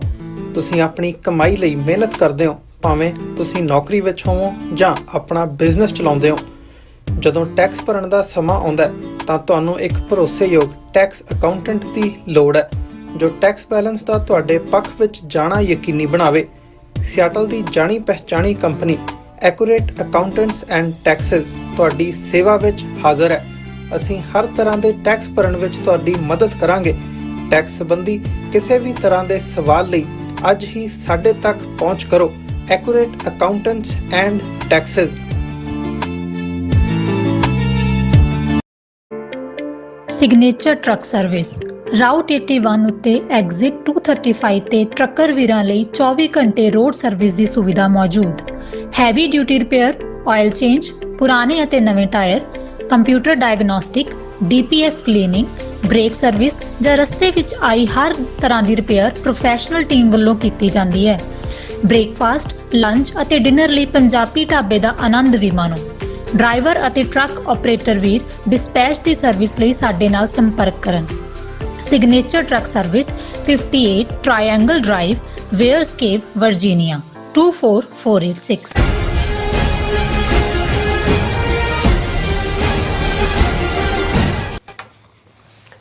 ਦਰਸ਼ਕੋ, ਬ੍ਰੇਕ ਬਾਅਦ ਤੁਹਾਡਾ ਸਭ ਦਾ ਭਰਪੂਰ ਸਵਾਗਤ ਹੈ। ਸੋ ਵੀਅਰਸ, ਗੱਲਬਾਤ ਕਰਨ ਜਾ ਰਹੇ ਹਾਂ ਕਿ ਅੱਜ ਤੋਂ 31 ਸਾਲ ਪਹਿਲਾਂ ਅਡਵਾਨੀ ਦੀ ਅਗਵਾਈ ਵਿੱਚ ਬੀਜੇਪੀ ਦੀ ਹਿੰਦੂਤਵੀ ਭੀੜ ਨੇ ਅਯੋਧਿਆ ਵਿਚਲੀ ਬਾਬਰੀ ਮਸਜਿਦ ਨੂੰ ਢਹਿ ਢੇਰੀ ਕੀਤਾ ਸੀ। ਸੋ ਉਦੋਂ ਤੋਂ ਹੁਣ ਤੱਕ ਮੁਸਲਮਾਨਾਂ ਤੇ ਜ਼ੁਲਮ ਉਸੇ ਤਰ੍ਹਾਂ ਹੀ ਜਾਰੀ ਹੈ। ਸੋ ਇਸ ਬਾਰੇ ਆਪਾਂ ਗੱਲਬਾਤ ਕਰਨ ਜਾ ਰਹੇ ਹਾਂ। ਸੋ ਅਸੀਂ ਚਾਹਾਂਗੇ ਕਿ ਤੁਸੀਂ ਇਸੇ ਤਰ੍ਹਾਂ ਬਣੇ ਰਹਿਣਾ। ਦੇਖਣ ਸੁਣਨ ਲਈ ਲਿਖਣ ਲਈ ਤੁਹਾਡਾ ਸਭ ਦਾ ਬਹੁਤ ਬਹੁਤ ਧੰਨਵਾਦ ਜੀ। ਡਾਕਟਰ ਸਾਹਿਬ, ਕੀ ਵਿਚਾਰਾਂ ਨੇ? ਦੇਖੋ, ਅੱਜ 6 ਦਸੰਬਰ ਦਾ ਦਿਨ ਹੈ ਤੇ ਜੇ ਤੁਸੀਂ 6 ਦਸੰਬਰ ਸਿੱਖ ਹਿਸਟਰੀ 'ਚ ਇਸ ਸਰਚ ਨੂੰ ਪਾਓਗੇ ਤਾਂ ਫਿਰ ਤੁਹਾਨੂੰ ਸਾਚੀ ਸਾਖੀ ਤੇ ਆਧਾਰਿਤ ਤੋਂ ਐਵੀਡੈਂਸ ਮਿਲਦੀ ਹੈ ਕਿ 6 ਦਸੰਬਰ ਨੂੰ ਸਰਦਾਰ ਬਲਦੇਵ ਸਿੰਘ, ਜਿਹੜੇ ਕਿ ਰਾਊਂਡ ਟੇਬਲ ਕਾਨਫਰੰਸ ਦੇ ਲਈ 1944 ਦੇ ਵਿੱਚ ਲੰਡਨ ਗਏ ਹੋਏ ਸੀ, ਔਰ ਉਸ ਪੀਰੀਅਡ 'ਚ ਸਰ ਵਿੰਸਟਨ ਚਰਚਲ, ਜਿਹੜਾ ਭਾਵੇਂ ਇਲੈਕਸ਼ਨ ਹਾਰ ਚੁੱਕਾ ਸੀ, ਉਹਨਾਂ ਦੀ ਪਾਰਟੀ ਹਾਰ ਚੁੱਕੀ ਸੀ, ਉਹਨੇ ਆਪਣੀ ਸੀਟ ਜਿੱਤੀ ਸੀ, ਬਿਮਾਰ ਸੀ ਉਹ ਹਸਪੀਟਲ 'ਚ, ਔਰ ਉਹਨੇ ਇਹ ਸੁਨੇਹਾ ਭੇਜਿਆ ਬਲਦੇਵ ਸਿੰਘ ਨੂੰ ਕਿ ਵੀ ਤੁਸੀਂ ਥੋੜੇ ਦਿਨ ਰੁਕ ਜਾਓ, ਕਿਉਂਕਿ ਉਹ ਸਿੱਖਾਂ ਦੀ ਨੁਮਾਇੰਦਗੀ ਕਰ ਰਹੇ ਸੀ। ਔਰ ਜਿਹੜੇ ਲਫ਼ਜ਼ ਸਰ ਕਪੂਰ ਸਿੰਘ ਹੋਰਾਂ ਨੇ ਲਿਖੇ ਨੇ, ਉਹਨਾਂ ਨੇ ਕਿਹਾ ਕਿ ਵੀ ਅਸੀਂ ਤੁਹਾਡੀ ਕੌਮ ਲਈ ਕੁਛ ਕਰਨਾ ਚਾਹੁੰਦੇ ਹਾਂ ਔਰ ਨੈਗੋਸ਼ੀਏਸ਼ਨ ਰਾਹੀਂ ਕੁਛ ਹੱਲ ਨਿਕਲੇ, so that Sikhs should be able to walk on the current of history with the feet of their own। ਕਿ ਸਿੱਖ ਜਿਹੜੇ ਨੇ ਉਹ ਆਪਣੇ ਪੈਰਾਂ ਦੇ ਉੱਤੇ ਇਤਿਹਾਸ ਦੇ ਪੰਨਿਆਂ ਦੇ ਵਿੱਚ ਆਪਣਾ ਰੋਲ ਅਦਾ ਕਰ ਸਕਣ ਜਾਂ ਇਤਿਹਾਸ ਸਿਰਜ ਸਕਣ। ਔਰ ਜਿਵੇਂ ਅਸੀਂ ਜਾਣਦੇ ਹਾਂ ਕਿ ਬਲਦੇਵ ਸਿੰਘ ਨੇ ਉਹ ਗੱਲ ਆ ਕੇ ਨਹਿਰੂ ਨੂੰ ਕਹੀ, ਔਰ ਨਹਿਰੂ ਨੇ ਉਸ ਤੋਂ ਅਗਲੇ ਦਿਨ ਉਹਦੇ ਤੋਂ ਪ੍ਰੈਸ ਕਾਨਫਰੰਸ ਕਰਵਾਈ, ਜਿਹਦੇ 'ਚ ਉਹਨੇ ਕਿਹਾ ਕਿ ਜੀ ਸਾਡੀ ਕੋਈ ਮੰਗ ਨਹੀਂ ਅੰਗਰੇਜ਼ਾਂ ਤੋਂ, ਸਾਡੀ ਮੰਗ ਹੈ ਕਿ ਭਾਈ ਅੰਗਰੇਜ਼ ਇੱਥੋਂ ਚਲੇ ਜਾਣ, ਸਾਡੇ ਵੱਡੇ ਭਰਾ ਨੇ ਹਿੰਦੂ, ਅਸੀਂ ਆਪੇ ਇਹਨਾਂ ਦੇ ਨਾਲ ਡਿਸਾਈਡ ਕਰ ਲਾਂਗੇ।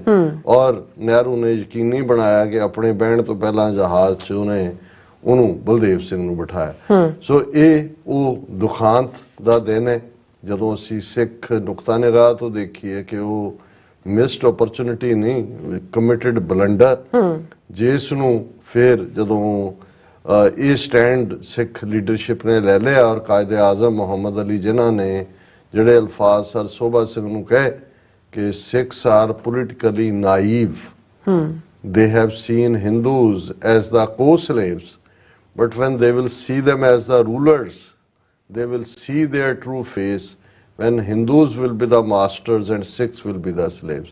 ਕਿ ਸਹਿ ਗੁਲਾਮ ਦੇ ਤੌਰ ਤੇ ਵੀ ਸਿੱਖ ਅਨਾੜੀ ਨੇ ਸਿਆਸੀ ਤੌਰ ਤੇ, ਹਿੰਦੂਆਂ ਨੂੰ ਸਹਿ ਗੁਲਾਮ ਦੇ ਤੌਰ ਤੇ ਦੇਖਿਆ। ਜਿੱਦਣ ਇਹਨਾਂ ਦੇ ਹੱਥ ਪਾਵਰ ਆਏਗੀ ਉਦੋਂ ਤੁਹਾਨੂੰ ਇਹ ਨਜ਼ਰ ਆਏਗਾ ਕਿ ਇਹ ਮਾਲਕ ਨੇ ਔਰ ਤੁਸੀਂ ਗੁਲਾਮ ਹੋ। ਹੁਣ ਅਸੀਂ ਤਾਂ 75 ਸਾਲ ਤੋਂ ਉਸ ਦਾ ਖਮਿਆਜ਼ਾ 75-76 ਸਾਲ ਤੋਂ ਭੁਗਤ ਹੀ ਰਹੇ ਕਿ वो वक्त भी देखा तारीख की घड़ियों ने जब लम्हों ने खता की सदियों ने सजा पाई।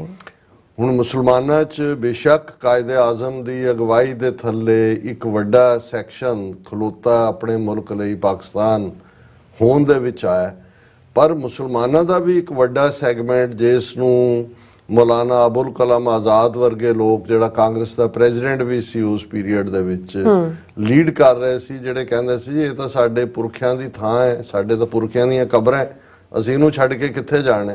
ਸੋ ਅੱਜ ਜੇ ਅਸੀਂ ਦੇਖਦੇ ਹਾਂ ਕਿ ਜੇ 22 ਕਰੋੜ ਮੁਸਲਮਾਨ ਪਾਕਿਸਤਾਨ 'ਚ ਨੇ ਤੇ 20 ਕਰੋੜ ਤੋਂ ਜ਼ਿਆਦਾ ਭਾਰਤ ਦੇ ਵਿੱਚ ਵੀ ਨੇ, ਹੁਣ ਇਹਨਾਂ 75 ਸਾਲਾਂ 'ਚ ਅਸੀਂ ਤਾਂ ਆਪਣੀ ਕਹਾਣੀ ਰੋਜ਼ ਸੁਣਾਉਂਦੇ ਹਾਂ, ਪਰ ਉਹਨਾਂ 20 ਕਰੋੜ ਮੁਸਲਮਾਨਾਂ ਦਾ ਕੀ ਹਸ਼ਰ, ਕੀ ਹਾਲ ਹੋਇਆ। ਬੇਸ਼ੱਕ 50ਵਿਆਂ 'ਚ ਤਾਂ ਥੋੜਾ ਬਹੁਤ ਜਦੋਂ ਵੀ ਅਸੀਂ ਸੁਣਦੇ ਸੀ ਜੀ ਦੰਗੇ ਅਹਿਮਦਾਬਾਦ, ਮੇਰਠ, ਸਹਾਰਨਪੁਰ ਔਰ ਫਲਾਂ ਥਾਂ ਤੇ, ਤੇ ਉਦੋਂ ਲੱਗਦਾ ਸੀ ਵੀ ਦੰਗੇ ਹੋ ਰਹੇ ਨੇ ਬਾਹਰ। ਜਦੋਂ ਅਸੀਂ ਸੱਚਮੁੱਚ 80s ਦੇ ਦੌਰ 'ਚ ਦੇਖਿਆ, ਇਨਫੈਕਟ ਉਦੋਂ ਵੀ ਪੁਲਿਸ ਦੀ ਮਦਦ ਨਾਲ ਉਹਨਾਂ ਦੇ ਜਿਹੜੇ ਵਪਾਰਕ ਅਦਾਰਿਆਂ ਨੂੰ ਤਬਾਹ ਕਰਨਾ, ਉਹਨਾਂ ਨੂੰ ਡਿਸਟਰੋਏ ਕਰਨਾ, ਮਸੀਤਾਂ ਤੇ ਹਮਲੇ, ਪਰ ਉਹ ਦੰਗਿਆਂ ਥੱਲੇ ਹੀ ਗੁਜ਼ਰ ਜਾਂਦਾ ਸੀ।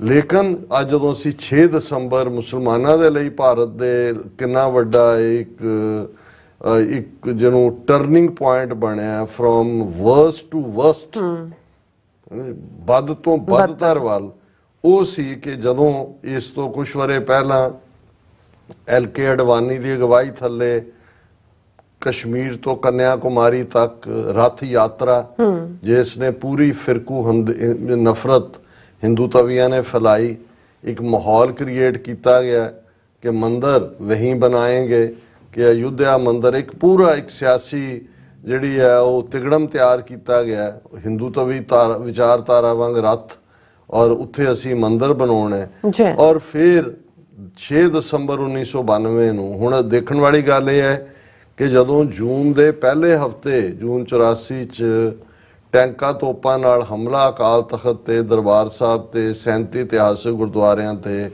ਸਿੱਖਾਂ ਦੇ ਖਿਲਾਫ ਟੋਟਲ ਵਾਰ ਡਿਕਲੇਅਰ ਕਰਨਾ, ਕਾਂਗਰਸ ਦੇ ਰਜੀਮ ਇੰਦਰਾ ਗਾਂਧੀ ਨੇ ਕੀਤਾ, ਨਵੰਬਰ 84 ਰਾਜੀਵ ਗਾਂਧੀ ਨੇ, ਉਦੋਂ ਤਾਂ ਹਿੰਦੂਤਵੀ ਪਾਵਰ 'ਚ ਨਹੀਂ ਨੇ। ਹੁਣ ਉਹਨਾਂ ਦੀ ਕਿਤਾਬ ਦੇ ਉਸ ਵਰਕੇ ਨੂੰ ਅੱਗੇ ਤੋਰਦਿਆਂ ਅਸੀਂ ਦੇਖਦੇ ਹਾਂ ਕਿ ਈਵਨ ਜਦੋਂ 6 ਦਸੰਬਰ 1992 ਨੂੰ ਹਜ਼ਾਰਾਂ ਦੀ ਗਿਣਤੀ ਦੇ ਵਿੱਚ ਇਹ BJP ਦੇ ਹਿੰਦੂਤਵੀ ਗੁੰਡੇ, LK ਅਡਵਾਨੀ, ਵਾਜਪਾਈ, ਉਹ ਜਿਹੜੀ ਹੈ ਉਹ ਸਾਧਵੀ ਪ੍ਰਗਿਆ ਕੀ ਸੀ ਉਹ ਉਮਾ ਭਾਰਤੀ, ਤੇ ਉਹਨਾਂ ਦੀ ਅਗਵਾਈ ਥੱਲੇ 5 ਸਦੀਆਂ ਪੁਰਾਣੀ ਬਾਬਰੀ ਮਸਜਿਦ ਨੂੰ ਤੋੜ ਰਹੇ ਨੇ, ਢਾਹ ਰਹੇ। ਉਦੋਂ ਵੀ ਕਾਂਗਰਸ ਦੀ ਹਕੂਮਤ ਹੈ, ਨਰਸਿਮਹਾ ਰਾਓ। ਹੁਣ ਨਵੰਬਰ 84 ਚ ਜਦੋਂ ਸਿੱਖਾਂ ਦੀ ਨਸਲਕੁਸ਼ੀ ਹੋ ਰਹੀ ਹੈ, ਨਰਸਿਮਹਾ ਰਾਓ ਹੋਮ ਮਿਨਿਸਟਰ ਸੀ, ਉਹਨੂੰ ਜਨਰਲ ਅਰੋੜਾ ਕਾਲ ਕਰ ਰਿਹਾ ਹੈ, ਖੁਸ਼ਵੰਤ ਸਿੰਘ ਕਰ ਰਿਹਾ ਹੈ, IK ਗੁਜਰਾਲ ਕਰ ਰਿਹਾ, ਤੇ ਉਹਨਾਂ ਦੇ ਦਫ਼ਤਰੋਂ ਆ ਰਿਹਾ ਕਿ ਸਾਹਿਬ ਸੋ ਰਹੇ ਹੈ। ਔਰ ਉਹੀ ਜਦੋਂ ਬਾਬਰੀ ਮਸਜਿਦ ਢਾਈ ਜਾ ਰਹੀ ਸੀ, ਸੁਪਰੀਮ ਕੋਰਟ ਦੀ ਐਸ਼ੋਰੈਂਸ ਦੇ ਬਾਵਜੂਦ, UP 'ਚ ਕਲਿਆਣ ਸਿੰਘ ਦੀ ਸਰਕਾਰ ਦੀ ਤੇ ਉਦੋਂ ਵੀ ਇਹੀ ਸੀ ਕਿ ਜੀ ਨਰਸਿਮਹਾ ਰਾਓ ਆਰਾਮ ਕਰ ਰਹੇ ਨੇ, ਸੌ ਰਹੇ ਨੇ। ਸੋ ਇਹੀ ਦੋਨਾਂ ਨੂੰ, ਜੇ ਜੂਨ 84 ਦੇ ਹਮਲੇ ਤੋਂ ਬਾਅਦ ਇੱਕ ਪਾਸੇ ਸਮੁੱਚੀ ਸਿੱਖ ਕੌਮ ਦੁੱਖ, ਦਰਦ ਔਰ ਪੀੜ ਨਾਲ ਭਰੀ ਹੋਈ ਸੀ, ਤੇ ਦਿੱਲੀ ਦੇ ਤਾਕਤ ਦੇ ਗਲਿਆਰਿਆਂ ਦੇ ਵਿੱਚ ਇਹ ਕਿਹਾ ਜਾ ਰਿਹਾ ਸੀ ਕਿ ਸਿੱਖ ਤਾਂ ਪੜ੍ਹਦੇ ਸੀ, ਰਾਜ ਕਰੇਗਾ ਖਾਲਸਾ, ਇਹਨਾਂ ਨੂੰ ਐਸੀ ਮਾਰ ਮਾਰੀ ਹੈ ਕਿ ਯਾਦ ਕਰੇਗਾ ਖਾਲਸਾ।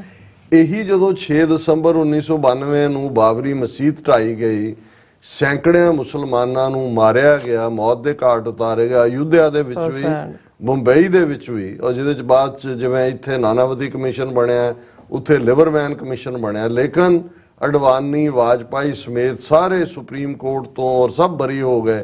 ਤੇ ਐਨ ਜਦੋਂ ਇਹ ਮਸਜਿਦ ਢਾਈ ਜਾ ਰਹੀ ਸੀ, ਦਿੱਲੀ ਦੇ ਵਿੱਚ ਅਗਲੇ ਪਾਰਲੀਮੈਂਟ ਸੈਸ਼ਨ ਵੇਲੇ ਅੰਦਰ ਇਹ ਨਾਰੇ ਗੂੰਜ ਰਹੇ ਸੀ, ਇਹ ਤੋਂ ਪਹਿਲੀ ਝਾਂਕੀ ਹੈ, ਮਥੁਰਾ ਕਾਂਸ਼ੀ ਬਾਕੀ ਹੈ, ਕਿ ਅਜੇ ਮਥੁਰਾ ਔਰ ਕਾਂਸ਼ੀ ਬਨਾਰਸ। ਔਰ ਅੱਜ ਤੁਸੀਂ ਦੇਖੋਗੇ ਕਿ ਜਦੋਂ ਇਹ 31ਵੀਂ ਦੁਖਦ ਯਾਦ ਹੈ ਬਾਬਰੀ ਮਸਜਿਦ ਕਰ ਲਈ, ਇੱਕ ਸਟਰਕਚਰ ਦਾ ਢਾਉਣਾ ਨਹੀਂ ਸੀ, ਹਜ਼ਾਰਾਂ ਮੁਸਲਮਾਨਾਂ ਦਾ ਕਤਲੇਆਮ ਵੀ, ਔਰ ਜਿਹੜਾ ਅੱਜ ਫੇਜ਼ ਜਿਸ ਤੋਂ ਫਿਰ 2002 ਦੇ ਵਿੱਚ ਗੁਜਰਾਤ 'ਚ ਹਜ਼ਾਰਾਂ ਮੁਸਲਮਾਨਾਂ ਦਾ ਮਰਡਰ ਮੋਦੀ ਅਮਿਤ ਸ਼ਾਹ ਨੇ ਕੀਤਾ, ਇਹ ਸਾਰੀ ਫਿਰ ਫੋਲੋਇੰਗ ਪੋਲਿਟਿਕਸ ਸੀ ਕਿ ਅੱਜ 20% ਦੇ ਕਰੀਬ ਜਿਹੜੀ ਆਬਾਦੀ ਹੈ ਜਿਸ ਮੁਲਕ ਦੀ, ਜਿਹਦੇ ਵਿੱਚ ਮਾਈਨੋਰਟੀਜ਼ ਆ ਜਾਂਦੀਆਂ ਨੇ, ਹਿੰਦੂਤਵੀ ਇਹ ਕਹਿੰਦੇ ਨੇ ਸਾਨੂੰ ਕਿਸੇ ਮੁਸਲਮਾਨ ਦੇ ਵੋਟ ਦੀ ਲੋੜ ਨਹੀਂ ਹੈ, ਅਸੀਂ ਆਪਣੇ ਹਿੰਦੂਆਂ ਦੇ ਬਲਬੂਤੇ, ਔਰ ਇਹੀ ਕਾਰਨ ਹੈ ਨਾ ਕਿਸੇ ਮੁਸਲਮਾਨ ਨੂੰ ਟਿਕਟ ਦੇਣ। ਔਰ ਜਿੱਥੇ ਇਹਨਾਂ ਦੀ ਹਕੂਮਤ ਬਣਦੀ ਹੈ, ਜੇ ਰਾਜਸਥਾਨ 'ਚ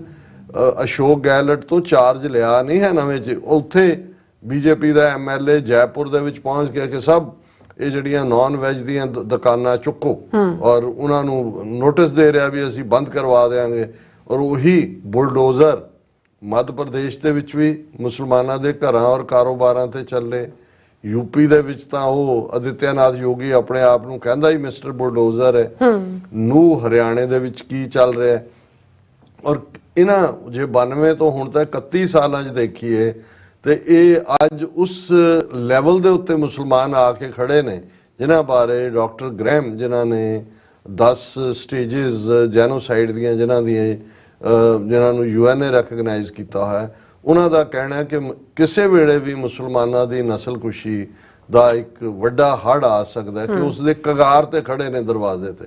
ਉਹ ਸਾਰੇ ਜਿੰਨੇ ਕੋਈ ਗਊ ਜਿਹਾਦ, ਕੋਈ ਲਵ ਜਿਹਾਦ, ਕੋਈ ਘਰ ਵਾਪਸੀ, ਕੋਈ ਦੂਜਾ, ਔਰ ਈਵਨ ਜੇ ਕੋਵਿਡ ਆਇਆ ਤੇ ਉਸ ਨੂੰ ਵੀ ਉਹਨਾਂ ਨੇ ਇਹ ਕਿਹਾ ਕਿ ਜੀ ਇਹ ਕੋਵਿਡ ਰਾਹੀਂ ਜਿਹਾਦ ਕਰ ਰਹੇ ਨੇ, ਇਹ ਇਹਨਾਂ ਦਾ ਹੀ ਇਹ ਲਿਆਂਦਾ ਹੋਇਆ।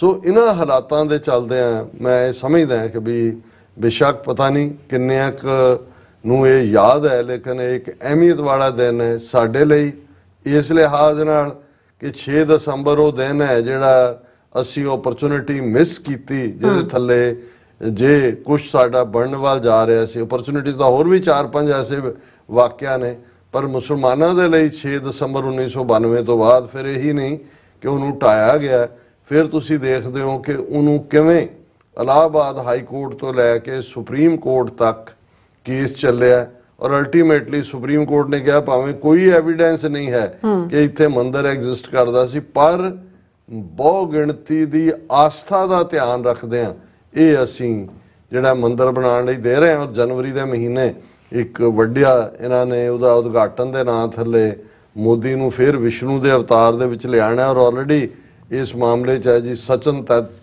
Tendulkar, Virat Kohli, Amitabh Bachchan among 7,000 invited for Ram temple consecration, और ये 7,000 ਦੇ ਕਰੀਬ ਇਨਵਾਈਟੀ ਨੇ ਜਿਹਨਾਂ 'ਚ ਸਾਰੇ ਹੀ ਹਿੰਦੂ ਤੋਂ ਵੀ, ਤੁਸੀਂ ਕ੍ਰਿਕਟਰ ਦੇਖ ਲਓ, ਤੁਸੀਂ ਫਿਲਮੀ ਦੁਨੀਆ 'ਚ ਦੇਖ ਲਓ, ਲਿਖਾਰੀਆਂ 'ਚ ਦੇਖ ਲਓ, ਦੂਜਿਆਂ 'ਚ ਦੇਖ ਲਓ, ਲੇਕਿਨ ਜਿਨ੍ਹਾਂ ਦੀ ਉਹ ਮੁਕਾਮ ਸੀ ਉਹਨਾਂ ਨੂੰ ਈਵਨ ਸੁਪਰੀਮ ਕੋਰਟ ਨੇ ਸਾਰੇ ਕਾਨੂੰਨ छिक्के ते टांग के और उन्होंने कहा जी आस्था का मामला है, यही रेड का जी उन्होंने कहा सी कि ये तो पहली झांकी है, मथुरा काशी बाकी है।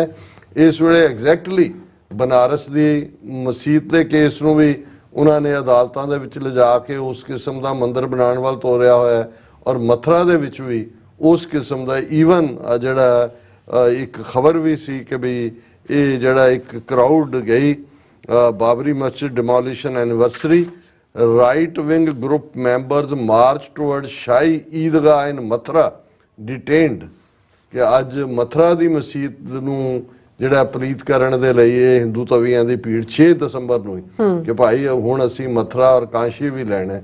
ये है जो कुछ उत्थे चल रहा है, ते जे इहदे बावजूद साडे एक वड्डे हिस्से नूं अजे भी सानूं समझाना पै कि भाई बिना खालिस्तान कायम कीते असीं एक बस्ता मिस कीती, जिहड़ी पटेल ने कहा सी जदों मास्तारा सिंह ने उन्होंने याद कराया कि भाई तुसी तां आ है, उन्हें कहा जी Sikhs have miss the bus, और नेहरू ने कहा सर्कमस्टेंसेस हैव नाउ चेंज्ड, तब बात और थी अब बात और है।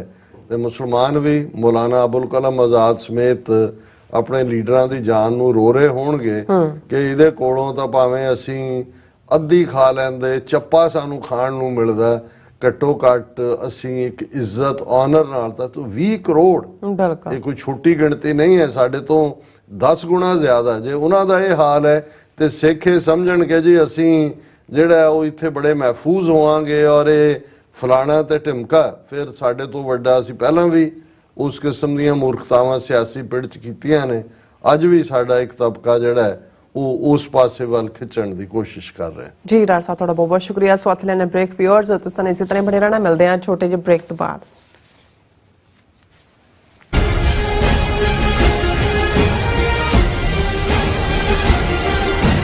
ਕੀ ਤੁਸੀਂ ਜੋ ਵਾਪਰਦਾ ਹੈ ਉਹ ਦਿਸਦਾ ਹੈ, ਉਸ ਦੇ ਪਿੱਛੇ ਬੜਾ ਕੁਝ ਅਣਦਿਸਿਆ ਰਹਿੰਦਾ ਹੈ। ਉਸ ਸੱਚ ਨੂੰ ਉਜਾਗਰ ਕਰਨ ਲਈ ਮੈਂ ਸੁਖਵਿੰਦਰ ਸਿੰਘ ਆ ਰਿਹਾ ਖਾਸ ਪ੍ਰੋਗਰਾਮ ਦਾ ਫਾਲਟ ਲਾਈਨਸ ਲੈ ਕੇ TV 84 ਤੇ ਸੋਮਵਾਰ ਤੋਂ ਸ਼ੁੱਕਰਵਾਰ ਰਾਤ 9:30 ਵਜੇ।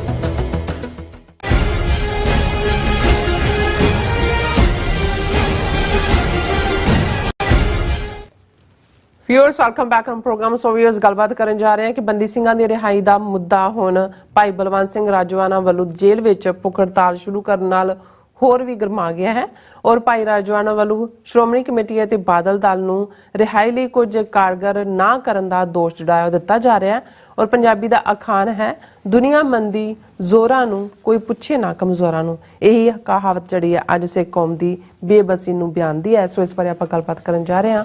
ਸੋ ਅਸੀਂ ਚਾਹਾਂਗੇ ਕਿ ਤੁਸੀਂ ਇਸੇ ਤਰ੍ਹਾਂ ਬਣੇ ਰਹਿਣਾ, ਦੇਖਣ ਸੁਣਨ ਲਈ, ਲਿਖਣ ਲਈ ਤੁਹਾਡਾ ਸਭ ਦਾ ਬਹੁਤ ਬਹੁਤ ਸ਼ੁਕਰੀਆ ਜੀ। ਡਾਕਟਰ ਸਾਹਿਬ ਕੀ ਵਿਚਾਰ ਹੈ? देखो अफ्रीका का ये अखान है, प्रोवर्ब है कि शेर और शिकारी उस दी जंग दी कहानी या उस विचले टकरा दी कहानी शिकारी लिखदा है ते शेर क्योंकि लिखारी नहीं है इसलिए शिकारी अपनी योग्यता नूं, अपनी निशानेबाजी नूं, अपनी सियाणप नूं ही सलाहंदा है। सो ये दुनिया का एक दस्तूर है जदों जिहदे हथ च सियासी पावर हुंदी है, डिसीजन मेकिंग पावर हुंदी है, वो दूसरी धिर नूं जिहड़ी कमज़ोर है, जिहड़ी उस दे बराबर खलोंदी नहीं जां खलोण दी हिम्मत नहीं रखती जां उस दे बराबर दी धिर नहीं है, उन्होंने वो बार बार ये रियलाइज़ करवाती है कि तू सबऑर्डीनेट है, तू तेरा दर्जा एक गुलाम वाला है, डिसीजन मेकर मैं। और जिस कौम दे कोल 1000 साल की गुलामी तो बाद पावर आए, जिन्हां नूं शिवलरी जां बहादरी जां जे तुसीं बोल पगाण की गल करो, असी ऑलरेडी पिछले सैगमेंट च गल करके हटे कि भाई जिन्हां दे वादे जिहड़े कदे भी वफा ना होए और 47 के दौर का जो गांधी, नेहरू, पटेल जो एश्योरेंस सिखां नूं दित्तियां उन्हां दे लई इक्को ही गल कहनी काफ़ी सी कि बात ऐसी कीजिए हर बात के 100 पहलू हों, कोई पहलू तो रहे बात बदलने के लिए कि भी तुसी कोई बहाने आने बहाने गल बदल लो, झूठ ही बोलना है और कोई बहाना कर दो, नहीं भी है कोई होर नवां बरतांत कढ लो कि भी हुण असीं ये नहीं इस दे समर्थ। हुण असीं जदों ये देखते हैं एक पासे साडे अणखी गैरतमंद साडी नौजवानी जिन्हां ने संत जरनैल सिंह खालसा पिंडां वालियां दी शेर भबक दे नाल अपना आपा जोड़ के कौम दे गलों गुलामी दे संगल कट्टण दे लई इस कठिन मार्ग नूं चुनिया और ज़ाहिर है कि उस दा ये हिस्सा सी कि जिहड़ा जुल्म करन वाले ने उन्हां नूं सज़ा याफ्ता करना। इंदिरा गांधी जनरल वैद्या तो बाद तीसरा जिहड़ा सब तो वड्डा दोषी गुनाहगार वड्डे लैवल ते सिख नस्लकुशी करन वाला TC दा बेर फुंडिया वो बेअंता बुचड़ सी जिन्हें 1992 तो 1995 तक जदों कि 31 अगस्त 1995 नूं उहदा एंड हुंदा 50,000 तो ज़्यादा सिख नौजवानों की नस्लकुशी की जिस नूं उहदे चमचे वजीर कोई कृष्ण भगवान का अवतार कह रहा सी, कोई गुरु नानक का अवतार उन्होंने दस रहा सी। और उस पीरीयड च भी जिवें जून तो 31 अक्तूबर तक एक बेबसी का आलम सी ते 31 अक्तूबर जिस दिन इंदिरा गांधी नूं सज़ा याफ्ता किया गया, सिख कौम के अंदर ये भावना सी कि जी जयकार कियो धर्मियां का पापी को दंड दियो है। यही हाल 92 तो 95 तक सी जदों बेअंते KP गिल दी बुचड़ ये जोड़ी पंजाब चों सिख नौजवान उन्हां नूं घरों चुक के अणपछातीआं लाशां बना रहे सी, बच्चियां दी अजमत थाणियां दे विच रुल रही सी, बड़े बड़े जिहड़े ने उन्हां दी कोई उन्हां दीआं पग्गां रोड़ियां जा रही सी। जस्टिस अजीत सिंह बैंस वर्गा सीनियर रिटायर्ड जस्टिस उन्होंने गोल्फ क्लब चो पुठी हथकड़ी ला के जिहड़ा जलील करके टाडा लाया गया सी KP गिल वालों ते इवें पंजाब तरह तरह कर रहा सी, लगदा सी कि भी इसने सारे पंजाब दी जवानी मार के ही हटना। उदों 31 अगस्त 1995 नूं जदों बेअंते बुचड़ दे चीथड़े सैकटरीएट दे सामने उड़े ते कौम ने फिर उवें जिवें राहत 31 अक्तूबर नूं महसूस की सी, ठीक 31 अगस्त नूं ये रात सी कि जयकार कियो धर्मियां का पापी को दंड दियो है। और इस महान कारनामे नूं सरंजाम देण वालियां दे विच शहीद भाई दिलावर सिंह, भाई बलवंत सिंह राजोआना, भाई जगतार सिंह हवारा, भाई जगतार सिंह तारा, भाई परमिंदर सिंह प्योरा ਔਰ ਉਹਨਾਂ ਦੇ ਨਾਲ ਜਿਹੜੇ ਅਜੇ ਵੀ ਲੰਮੀ ਉਮਰ ਕੈਦ 'ਚ ਹੁਣ ਤਾਂ ਪੈਰੋਲ ਤੇ ਨੇ, ਲਖਵਿੰਦਰ ਸਿੰਘ, ਸ਼ਮਸ਼ੇਰ ਸਿੰਘ, ਗੁਰਮੀਤ ਸਿੰਘ ਇੰਜੀਨੀਅਰ, ਜਿਨ੍ਹਾਂ ਨੇ ਉਹ ਸਾਰੇ ਦਾ ਹਿੱਸਾ ਬਣਾਇਆ। ਹੁਣ ਇਸ ਕੋਈ ਸ਼ੱਕ ਨਹੀਂ ਕਿ ਵੀ ਇਹ ਕੋਈ ਕ੍ਰਿਮੀਨਲ ਮਰਡਰ ਨਹੀਂ ਸੀ, ਕ੍ਰਾਈਮ ਜਿਹੜਾ ਹੈ ਉਹ ਪਰਸਨਲ ਰੀਜ਼ਨਸ ਕਰਕੇ ਨਹੀਂ ਸੀ, ਇੱਕ ਪ੍ਰੀਐਂਪਟ ਵੀ ਸੀ ਕਿਉਂਕਿ ਉਹ ਨਾਜਾਇਜ਼ ਕਰ ਰਿਹਾ ਸੀ। ਫਿਰ ਵੀ ਮੰਨ ਲਓ ਕਿ ਭਾਈ ਦਿਲਾਵਰ ਸਿੰਘ ਨੇ ਤਾਂ ਮੌਕੇ ਤੇ ਸ਼ਹੀਦੀ ਪਾਈ, ਭਾਈ ਬਲਵੰਤ ਸਿੰਘ ਰਾਜੋਆਣਾ, ਭਾਈ ਜਗਤਾਰ ਸਿੰਘ ਹਵਾਰਾ ਜਿਹੜੇ ਬਾਅਦ ਦੇ ਵਿੱਚ ਫੜੇ ਜਾਂਦੇ ਨੇ, ਉਹਨਾਂ ਤੇ ਇੰਡੀਅਨ ਜੂਰਿਸਪ੍ਰੂਡੈਂਸ ਦੇ ਥੱਲੇ ਕੇਸ ਚੱਲਦਾ ਹੈ। ਜੋ ਨੀਅਤ ਸਜ਼ਾ ਸੀ ਉਹ ਉਹਨਾਂ ਨੂੰ ਅਦਾਲਤ ਦਿੰਦੀ ਹੈ। ਹੁਣ ਬੇਸ਼ੱਕ ਭਾਈ ਰਾਜੋਆਣਾ ਨੇ ਸੈਲਫ ਕਨਫੈਸ ਕਰਕੇ ਕੀਤਾ, ਉਹਨਾਂ ਨੂੰ ਮੌਤ ਦੀ ਸਜ਼ਾ ਹਾਈ ਕੋਰਟ ਵੱਲੋਂ ਦਿੱਤੀ ਗਈ ਔਰ ਉਹਨੂੰ ਫਿਰ ਕਨਫਰਮ ਵੀ ਕੀਤਾ ਗਿਆ ਬਲੈਕ ਵਾਰੰਟ 2 ਵਾਰ ਜਾਰੀ ਕਰਕੇ। ਲੇਕਿਨ ਜਦੋਂ ਕੌਮ ਖਲੋ ਗਈ ਉੱਠ ਕੇ, ਔਰ ਇਹ 2012 ਦਾ ਸਾਲ ਹੈ ਜਦੋਂ ਕਿ ਬਲੈਕ ਵਾਰੰਟ ਜਾਰੀ ਕੀਤੇ ਜਾਂਦੇ ਨੇ, ਤੇ ਫਿਰ ਜਦੋਂ ਹੁਣ ਜਿਵੇਂ ਤੁਸੀਂ ਕਿਹਾ ਕਿ ਦੁਨੀਆ ਮੰਨਦੀ ਜ਼ੋਰਾਂ ਨੂੰ, ਕੋਈ ਪੁੱਛੇ ਨਾ ਕਮਜ਼ੋਰਾਂ ਨੂੰ, 2 ਵਾਰ ਜਾਰੀ ਹੋਏ ਬਲੈਕ ਵਾਰੰਟ ਜਿਹੜੇ ਨੇ ਉਹ ਰਿਵਰਸ ਹੋਏ, ਸੈਂਟਰ ਨੂੰ ਰੋਕਣਾ ਪਿਆ। ਔਰ 550 ਸਾਲਾ ਗੁਰੂ ਨਾਨਕ ਸਾਹਿਬ ਦੇ ਪ੍ਰਕਾਸ਼ ਪੁਰਬ ਦੇ ਮੌਕੇ ਦੇ ਉੱਤੇ ਭਾਈ ਬਲਵੰਤ ਸਿੰਘ ਰਾਜੋਆਣਾ ਔਰ ਪ੍ਰੋਫੈਸਰ ਦਵਿੰਦਰਪਾਲ ਸਿੰਘ ਭੁੱਲਰ ਦੀ ਜਿਹੜੀ ਮੌਤ ਦੀ ਸਜ਼ਾ ਹੈ ਉਹ ਕਮਿਊਟ ਕੀਤੀ ਗਈ।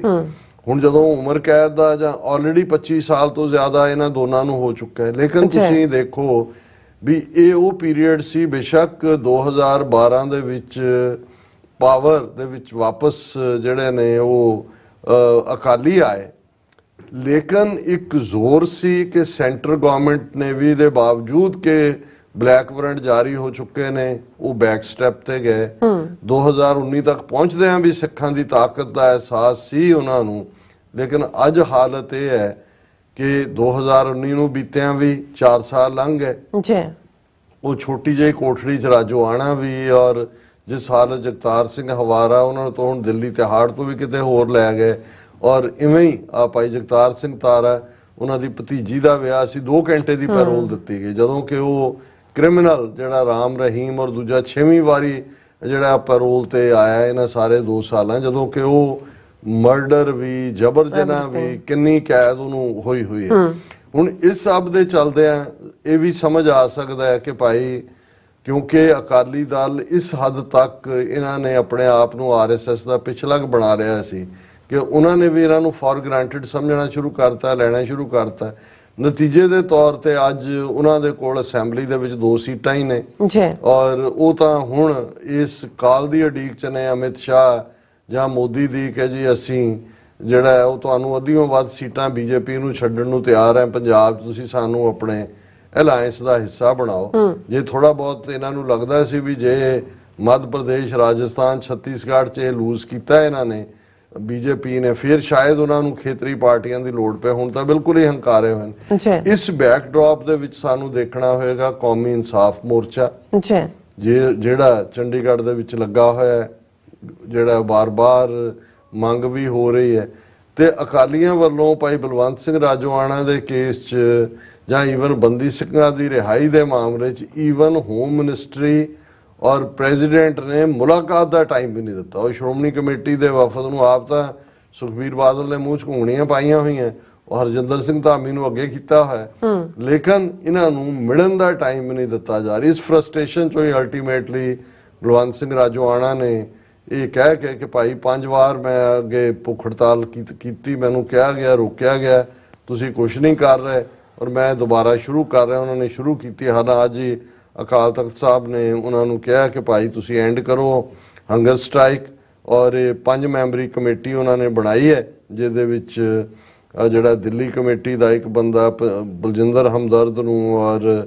ਰਾਜੋਆਣਾ ਦੀ ਭੈਣ ਕਮਲਦੀਪ ਕੌਰ ਔਰ ਅਕਾਲੀ ਦਲ ਦਾ ਵਿਰਸਾ ਸਿੰਘ ਵਲਟੋਆ ਕਿ ਜੀ ਇਹਨਾਂ ਨੂੰ ਟਾਈਮ ਦਿੱਤਾ ਹੈ ਕਿ 31 ਦਸੰਬਰ ਤੱਕ ਜਿਹੜਾ ਜੇ ਸੈਂਟਰ ਨੇ ਨਾ ਕਮਿਊਟ ਕੀਤੀ ਫਿਰ ਜਿਹੜਾ SGPC ਰਿਵਿਊ ਕਰੇ ਆਪਣਾ ਡਿਸੀਜਨ ਉਹਨੂੰ ਵਿਦਡਰਾ ਕਰਨ ਦਾ ਔਰ ਇਹ ਉਹ। ਲੇਕਿਨ ਮਤਲਬ ਹਾਲਾਂ ਇਸ ਨੂੰ ਲੈ ਕੇ ਬੀਬੀ ਕਮਲਦੀਪ ਕੌਰ ਔਰ ਸ਼੍ਰੋਮਣੀ ਕਮੇਟੀ ਮੈਂਬਰ ਕਿਰਨਜੋਤ ਕੌਰ ਆਪਸ ਦੇ ਵਿੱਚ ਵੀ ਉਹਨਾਂ ਨੇ ਜਿਹੜਾ ਉਹ ਨੋਕ ਝੋਕ ਕੀਤੀ ਹੈ। ਪਰ ਮੈਂ ਸਮਝਦਾ ਵੀ ਇਸ ਨੂੰ ਮੈਂ ਤਾਂ ਇੱਕ ਬ੍ਰੌਡਰ ਕੰਟੈਕਸਟ ਦੇ ਵਿੱਚ ਦੇਖਦਾ ਕਿ ਸ਼੍ਰੋਮਣੀ ਕਮੇਟੀ ਜਾਂ ਦੂਜਾ, ਇਹਦੇ 'ਚ ਕੋਈ ਸ਼ੱਕ ਨਹੀਂ ਹੈ ਕਿ ਸ਼੍ਰੋਮਣੀ ਕਮੇਟੀ ਨੇ ਲੀਗਲ ਫਾਈਟ ਦੇ ਲਈ ਵੀ ਉਹ ਖਰਚ ਕਰਦੇ ਨੇ। ਦੂਸਰਾ, ਇਸ ਵੇਲੇ ਸਿੱਖ ਕੌਮ ਨੂੰ ਇਹ ਦੇਖਣ ਦੀ ਲੋੜ ਹੈ ਕਿ ਭਾਈ ਜਦੋਂ ਅਸੀਂ ਕਮਜ਼ੋਰ ਹੈ, ਸਾਡੀ ਤਾਕਤ ਅਲਟੀਮੇਟਲੀ ਇੱਕ ਮੁਠਤਾ ਦੇ ਨਾਲ ਔਰ ਸੋਲੀਡੈਰਿਟੀ ਚੋਂ ਨਿਕਲਦੀ ਹੈ। ਜਦੋਂ ਤੱਕ ਸਿੱਖ ਕੌਮ ਕੌਮੀ ਆਜ਼ਾਦੀ ਦੇ ਮੁੱਦੇ ਦੇ ਉੱਤੇ ਉਸ ਪਾਵਰ ਦੇ ਲਈ, ਔਰ ਇਹ ਗੱਲ ਸੰਤ ਪਿੰਡਾਂ ਵਾਲਿਆਂ ਨੇ ਜਦੋਂ 20 ਸਤੰਬਰ ਨੂੰ ਉਹਨਾਂ ਨੇ 1981 ਨੂੰ ਆਪਣੇ ਆਪ ਨੂੰ ਗ੍ਰਿਫਤਾਰੀ ਲਈ ਪੇਸ਼ ਕੀਤਾ ਸੀ ਗੁਰਦਰਸ਼ਨ ਪ੍ਰਕਾਸ਼ ਚੌਂਕ ਮਹਿਤੇ, ਤੇ ਉਹਨਾਂ ਨੇ ਕਿਹਾ ਸੀ ਵੀ ਤੁਸੀਂ ਨਿੱਕੀਆਂ ਨਿੱਕੀਆਂ ਕੁਰਸੀਆਂ ਲਈ ਅਕਾਲੀਆਂ ਨੂੰ ਐਡਰੈਸ ਕਰ ਰਹੇ ਸੀ ਕਿ ਵੀ ਤੁਸੀਂ ਕਰਦੇ ਹੋ, ਜੇ ਤੁਸੀਂ ਇਕੱਠੇ ਹੋ ਦਿੱਲੀ ਦਾ ਲਾਲ ਕਿਲਾ ਤੁਹਾਡੇ ਪੈਰਾਂ 'ਚ ਹੋਏਗਾ। ਸੋ ਇਹਦੇ ਲਈ ਅਸੀਂ ਹਮਦਰਦੀ ਦਾ ਇਜ਼ਹਾਰ ਕਰਦੇ ਹਾਂ ਭਾਈ ਰਾਜੋਆਣਾ ਲਈ ਵੀ, ਬਾਕੀ ਬੰਦੀ ਸਿੰਘਾਂ ਲਈ ਵੀ। ਲੇਕਿਨ ਮੁੱਕਦੀ ਗੱਲ ਜਿਹਨੂੰ ਕਹਿੰਦੇ ਨੇ 100 ਹੱਥ ਰੱਸਾ ਸਿਰੇ ਤੇ ਗੰਢ, ਕਿ ਦੁਨੀਆ ਮੰਨਦੀ ਜ਼ੋਰਾਂ ਨੂੰ ਕੋਈ ਪੁੱਛੇ ਨਾ ਕਮਜ਼ੋਰ। ਜੀ ਰਾਜ ਸਾਹਿਬ ਤੁਹਾਡਾ ਬਹੁਤ ਬਹੁਤ ਧੰਨਵਾਦ। ਸੋ ਇੱਥੇ ਲੈਣੇ ਬ੍ਰੇਕ। ਵਿਊਅਰਸ, ਤੁਸੀਂ ਕਿਤੇ ਨਹੀਂ ਜਾਣਾ, ਮਿਲਦੇ ਹਾਂ ਛੋਟੇ ਬ੍ਰੇਕ ਤੋਂ ਬਾਅਦ।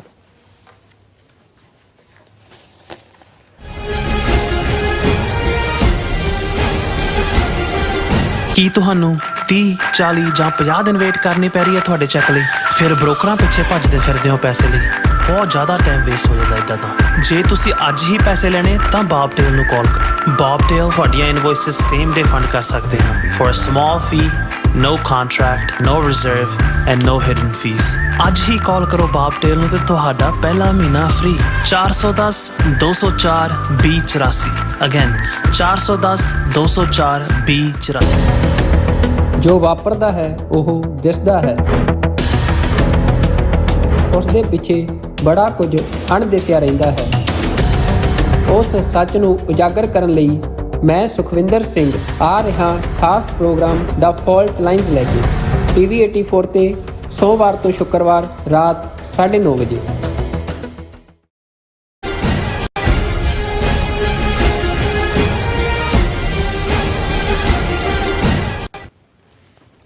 Viewers, welcome back on programme. So viewers, end ਵਾਲੇ ਸੈਕਸ਼ਨ ਦੇ ਵਿੱਚ ਅੰਗਰੇਜ਼ੀ ਤੇ ਪੰਜਾਬੀ ਦੀਆਂ ਜਿਹੜੀਆਂ ਨਜ਼ਮਾਂ ਨੇ ਉਹ ਆਪਾਂ ਸ਼ੇਅਰ ਕਰਨ ਜਾ ਰਹੇ ਹਾਂ, ਜਿਹੜੇ ਕਿ ਖਾਲਿਸਤਾਨ ਨੂੰ ਸਮਰਪਿਤ ਸਾਡੇ ਵਿਊਅਰਸ ਵੱਲੋਂ ਲਿਖੀਆਂ ਗਈਆਂ ਨੇ, ਭੇਜੀਆਂ ਗਈਆਂ ਨੇ, ਜਿਹੜੇ ਜਿਸ ਤਰ੍ਹਾਂ ਕਿ ਗੁਪਤ ਸਿੰਘ ਜੀ ਸਾਨੂੰ ਭੇਜਦੇ ਨੇ। ਸੋ ਆਪਾਂ ਸ਼ੇਅਰ ਕਰਨ ਜਾ ਰਹੇ ਹਾਂ, ਔਰ ਨਾਲ ਜਿਹੜੇ ਮੈਸੇਜ ਨੇ ਤੁਹਾਡੇ ਲਾਈਵ ਉਹ ਆਪਾਂ ਇੰਟਰਟੇਨ ਕਰਾਂਗੇ। ਸੋ ਅਸੀਂ ਚਾਹਾਂਗੇ ਕਿ ਤੁਸੀਂ ਇਸੇ ਤਰ੍ਹਾਂ ਬਣੇ ਰਹਿਣਾ ਦੇਖਣ ਸੁਣਨ ਲਈ ਐਂਡ ਲਿਖਣ ਲਈ। ਤੁਹਾਡਾ ਸਭ ਦਾ ਬਹੁਤ ਬਹੁਤ ਧੰਨਵਾਦ। ਜੀ ਰਾਜ ਸਾਹਿਬ, ਕੀ ਕਹਿਣਾ ਚਾਹੋਗੇ?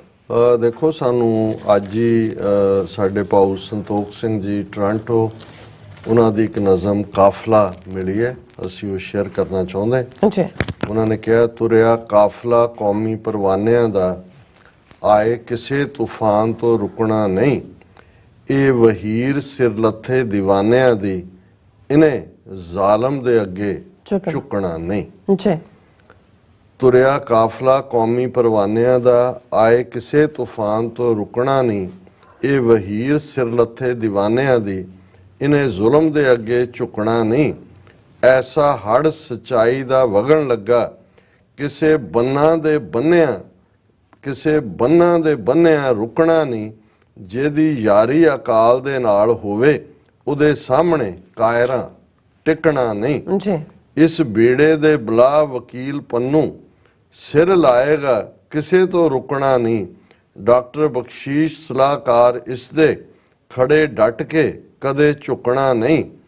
ਅਵਤਾਰ ਸਿੰਘ ਪੰਨੂ ਭਾਊ ਸਾਡਾ, ਕਹਿੰਦਾ ਖੜ ਗਏ ਹੁਣ ਪਿੱਛੇ ਹਟਣਾ ਨਹੀਂ। ਦੇਸ਼ ਪੰਜਾਬ ਨਾ ਆ ਗਿਆ ਜਗ ਅੰਦਰ, ਇਸ ਲਹਿਰ ਨੇ ਕਿਸੇ ਤੋਂ ਰੁਕਣਾ ਨਹੀਂ। ਫੁਲਾਦੀ ਖੰਡੇ ਦੀ ਚੜੀ ਪਾਣ ਇਸ ਨੂੰ, ਕਿਸੇ ਦੇ ਤੋੜਿਆਂ ਕਦੇ ਟੁੱਟਣਾ ਨਹੀਂ। ਵਾਪਸ ਚਾਹੀਦੇ ਧਰਤੀ ਅਸਮਾਨ ਸਾਡੇ, ਲੈ ਲੈਣੇ ਅਸੀਂ ਕਿਸੇ ਤੋਂ ਰੁਕਣਾ ਨਹੀਂ। ਜਿਸ ਕੌਮ ਤੇ ਰੱਬ ਦਾ ਹੱਥ ਹੋਵੇ, ਜ਼ਾਲਮ ਕੋਲੋਂ ਇਸ ਨੇ ਕਦੇ ਮੁੱਕਣਾ ਨਹੀਂ। ਸਾਡੀ ਮੜੀਆਂ ਤੇ ਲੱਗਣਗੇ ਜੋੜ ਮੇਲੇ, ਤੇਰੀ ਸਮਾਧ ਤੇ ਭਾਊ ਕਿਸੇ ਟੁਕਣਾ ਨਹੀਂ।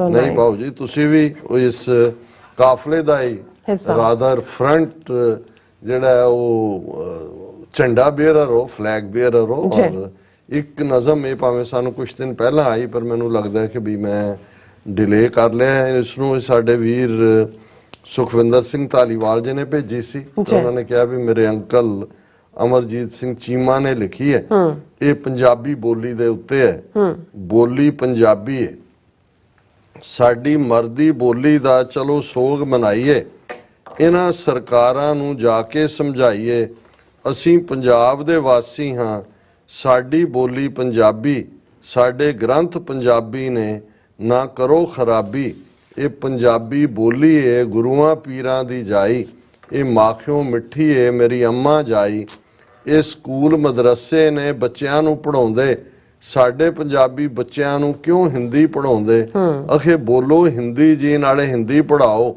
ਜੋ ਪੰਜਾਬੀ ਬੋਲੇ ਬਈ ਨਾ ਲਾਗੇ ਜਾਓ, ਆਖੋ ਆਪਣੇ ਮਾਪਿਆਂ ਨੂੰ ਘਰੇ ਵੀ ਬੋਲੋ ਹਿੰਦੀ, ਜੋ ਗਲ ਤੁਹਾਡੇ ਦਿਲ ਜੀ ਆਪੇ ਖੋਲੇ ਹਿੰਦੀ, ਜਾਗੋ ਲੋਕੋ ਓਏ ਪੰਜਾਬੀ ਬਚਾਓ, ਮਾਂ ਬੋਲੀ ਸ਼ਾਨ ਸਾਡੀ, ਮਾਂ ਬੋਲੀ ਪਛਾਣ ਸਾਡੀ, ਸਾਡੇ ਖੂਨ ਚ ਵਸਦੀ ਏ ਮਾਂ ਬੋਲੀ ਜਾਨ ਸਾਡੀ, ਗੁਰਾਂ ਦੀ ਮਿਹਰ ਰਹੇ, ਵਸਦਾ ਪੰਜਾਬ ਰਹੇ, ਨਾਨਕ ਦੀ ਧਰਤ ਉੱਤੇ ਸਦਾ ਵੱਜਦੀ ਰਬਾਬ ਰਹੇ, ਪੰਜਾਬੀ ਮਰ ਗਈ ਤਾਂ ਪੰਜਾਬ ਮਰ ਜਾਊਗਾ, ਸਾਡੇ ਪੰਜਾਬੀ ਘਰਾਂ ਅੰਦਰ ਯੂਪੀ ਵੜ ਜਾਊਗਾ, ਸਾਡੀ ਅਣਖ ਮਰ ਜਾਊਗੀ, ਸਾਡੀ ਗੈਰਤ ਮਰ ਜਾਊਗੀ, ਚੀਮਾ ਜੇ ਜਾਗੇ ਨਾ ਮਾਂ ਬੋਲੀ ਮਰ ਜਾਊਗੀ, ਸਾਡੀਆਂ ਫਸਲਾਂ ਮਰ ਜਾਣਗੀਆਂ, ਸਾਡੀਆਂ ਨਸਲਾਂ ਮਰ ਜਾਣਗੀਆਂ, ਇਹਨਾਂ ਪਾਕ ਹਵਾਵਾਂ ਵਿੱਚ ਸਿਗਟਾਂ ਘਰ ਆਣਗੀਆਂ, ਸਾਡੇ ਮੰਦਰ ਮਰ ਜਾਵਣਗੇ, ਗੁਰਦੁਆਰੇ ਮਰ ਜਾਵਣਗੇ, ਸਾਡੀ ਰੂਹ ਮਰ ਜਾਵੇਗੀ, ਬੁੱਤ ਕੁਰਲਾਉਂਦੇ ਮਰ ਜਾਵਣਗੇ, ਇਹ ਧਰਤ ਪੰਜਾਬੀ ਏ, ਇਹ ਥਾਂ ਪੰਜਾਬੀ ਏ, ਮੇਰਾ ਪਿਓ ਪੰਜਾਬੀ ਏ, ਮੇਰੀ ਮਾਂ ਪੰਜਾਬੀ ਏ, ਮੈਂ ਜਿੱਥੇ ਜੰਮਿਆ ਹਾਂ ਉਹ ਗਰਾਂ ਪੰਜਾਬੀ ਏ, ਮੈਂ ਪੁੱਤ ਪੰਜਾਬੀ ਹਾਂ, ਮੇਰੀ ਮਾਂ ਬੋਲੀ ਪੰਜਾਬੀ ਹੈ। ਇਹ ਅਮਰਜੀਤ ਸਿੰਘ ਚੀਮਾ ਜੀ ਦੀ ਅਸੀਂ ਸ਼ੇਅਰ ਕੀਤੀ ਹੈ ਔਰ ਫਾਈਨਲ ਚ ਅਸੀਂ ਜਿਹੜੇ ਸਾਡੇ ਤੁਸੀਂ ਜਿਨ੍ਹਾਂ ਨੂੰ ਗੁਮਨਾਮ ਸ਼ਾਇਰ ਕਿਹਾ ਗੁਪਤ ਉਹਨਾਂ ਦੀ ਬੜੀ ਖੂਬਸੂਰਤ ਨਜ਼ਮ ਲਾਇਨ ਇਨ ਦਾ ਕਨਫਾਈਨਮੈਂਟ ਕਿ ਸ਼ੇਰ ਪਿੰਜਰੇ ਦੇ ਵਿੱਚ in a cage of cruel confinement the lion lies initiated by the incessant children's cries once the king of the jungle's vast domain now trapped he seethes with an unending disdain ਕਿ ਸ਼ੇਰ ਉਸ cruel ਜ਼ਾਲਮਾਨਾ ਕੈਦ ਦੇ ਵਿੱਚ ਪਿਆ ਔਰ ਇਹ ਚਾਰ ਚਫੇਰੇ ਉਸ ਦੇ ਜਿਹੜਾ ਉਹ ਬੱਚਿਆਂ ਦਾ ਚੀਖ ਚਿਹਾੜ ਹੈ ਉਹ ਜਿਹਦਾ ਕਦੇ ਜੰਗਲ ਜਿਸ ਜੰਗਲ ਦਾ ਕੋਈ ਅੰਤ ਨਹੀਂ ਸੀ ਕੋਈ ਪਾਰਾਵਾਰ ਨਹੀਂ ਸੀ ਜਿਹੜੀ ਉਸ ਦੀ ਟੈਰੀਟਰੀ ਸੀ ਹੁਣ ਉਹ ਟਰੈਪ ਹੈ ਔਰ ਉਹਦੇ ਅੰਦਰ ਉਹ ਪੀੜ ਹੈ ਜਿਹਨੂੰ ਉਹ ਬਿਆਨ ਨਹੀਂ ਸਕਦਾ In a cage of cruel confinement the lion lies initiated by the incessant children's cries once the king of the jungle's vast domain now trapped he seethes with an unending disdain his wrath ignited by the trap he fell in the clutches of poachers a wicked spell he dreams of vengeance a fierce righteous plight to teach them a lesson to set things right ਕਿ ਉਹ ਇਸ ਵੇਲੇ ਉਸ ਗੁੱਸੇ ਦੇ ਨਾਲ ਉਸ ਪੀੜ ਦੇ ਨਾਲ ਉਸ ਰੋਹ ਦੇ ਨਾਲ ਉਹਦੇ ਅੰਦਰ ਉਹ ਚੱਲ ਰਿਹਾ ਕਿ ਭਾਈ ਉਹ ਕਿਵੇਂ ਸ਼ਿਕਾਰੀ ਦੇ ਜਾਲ ਦੇ ਵਿੱਚ ਫਸ ਗਿਆ ਉਹਦੇ ਕਲਚਿਸ ਦੇ ਵਿੱਚ ਉਹਦੀ ਕੈਦ ਦੇ ਵਿੱਚ ਆ ਗਿਆ ਉਹ ਇਸ ਗੱਲ ਦਾ ਸੁਪਨਾ ਲੈਂਦਾ ਹੈ ਕਿ ਮੈਂ ਬਦਲਾ ਲੈਣਾ ਹੈ ਮੈਂ ਆਜ਼ਾਦ ਹੋਣਾ ਹੈ ਮੈਂ ਵਾਪਸ ਉਹ ਜਿਹੜਾ ਇਹਨਾਂ ਨੂੰ ਜਿਹੜਾ ਸਬਕ ਸਿਖਾਣਾ ਹੈ ਜਿਨ੍ਹਾਂ ਨੇ ਮੈਨੂੰ ਇਸ ਤਰ੍ਹਾਂ ਟਰੈਪ ਦੇ ਵਿੱਚ ਫਸਾਇਆ ਇਸੇ ਕੌਮ ਨੂੰ ਇਹ ਜਿਹਨੂੰ ਤੁਸੀਂ ਕਹਿੰਦੇ ਹੋ ਕਿ ਇੱਕ ਬਿੰਬ ਚੁਣਿਆ ਜਾਂਦਾ ਲਾਇਨ ਇੱਕ ਬਿੰਬ ਹੈ ਕਿ ਇੱਕ ਲਾਇਨ ਜੰਗਲ ਦਾ ਰਾਜਾ sovereign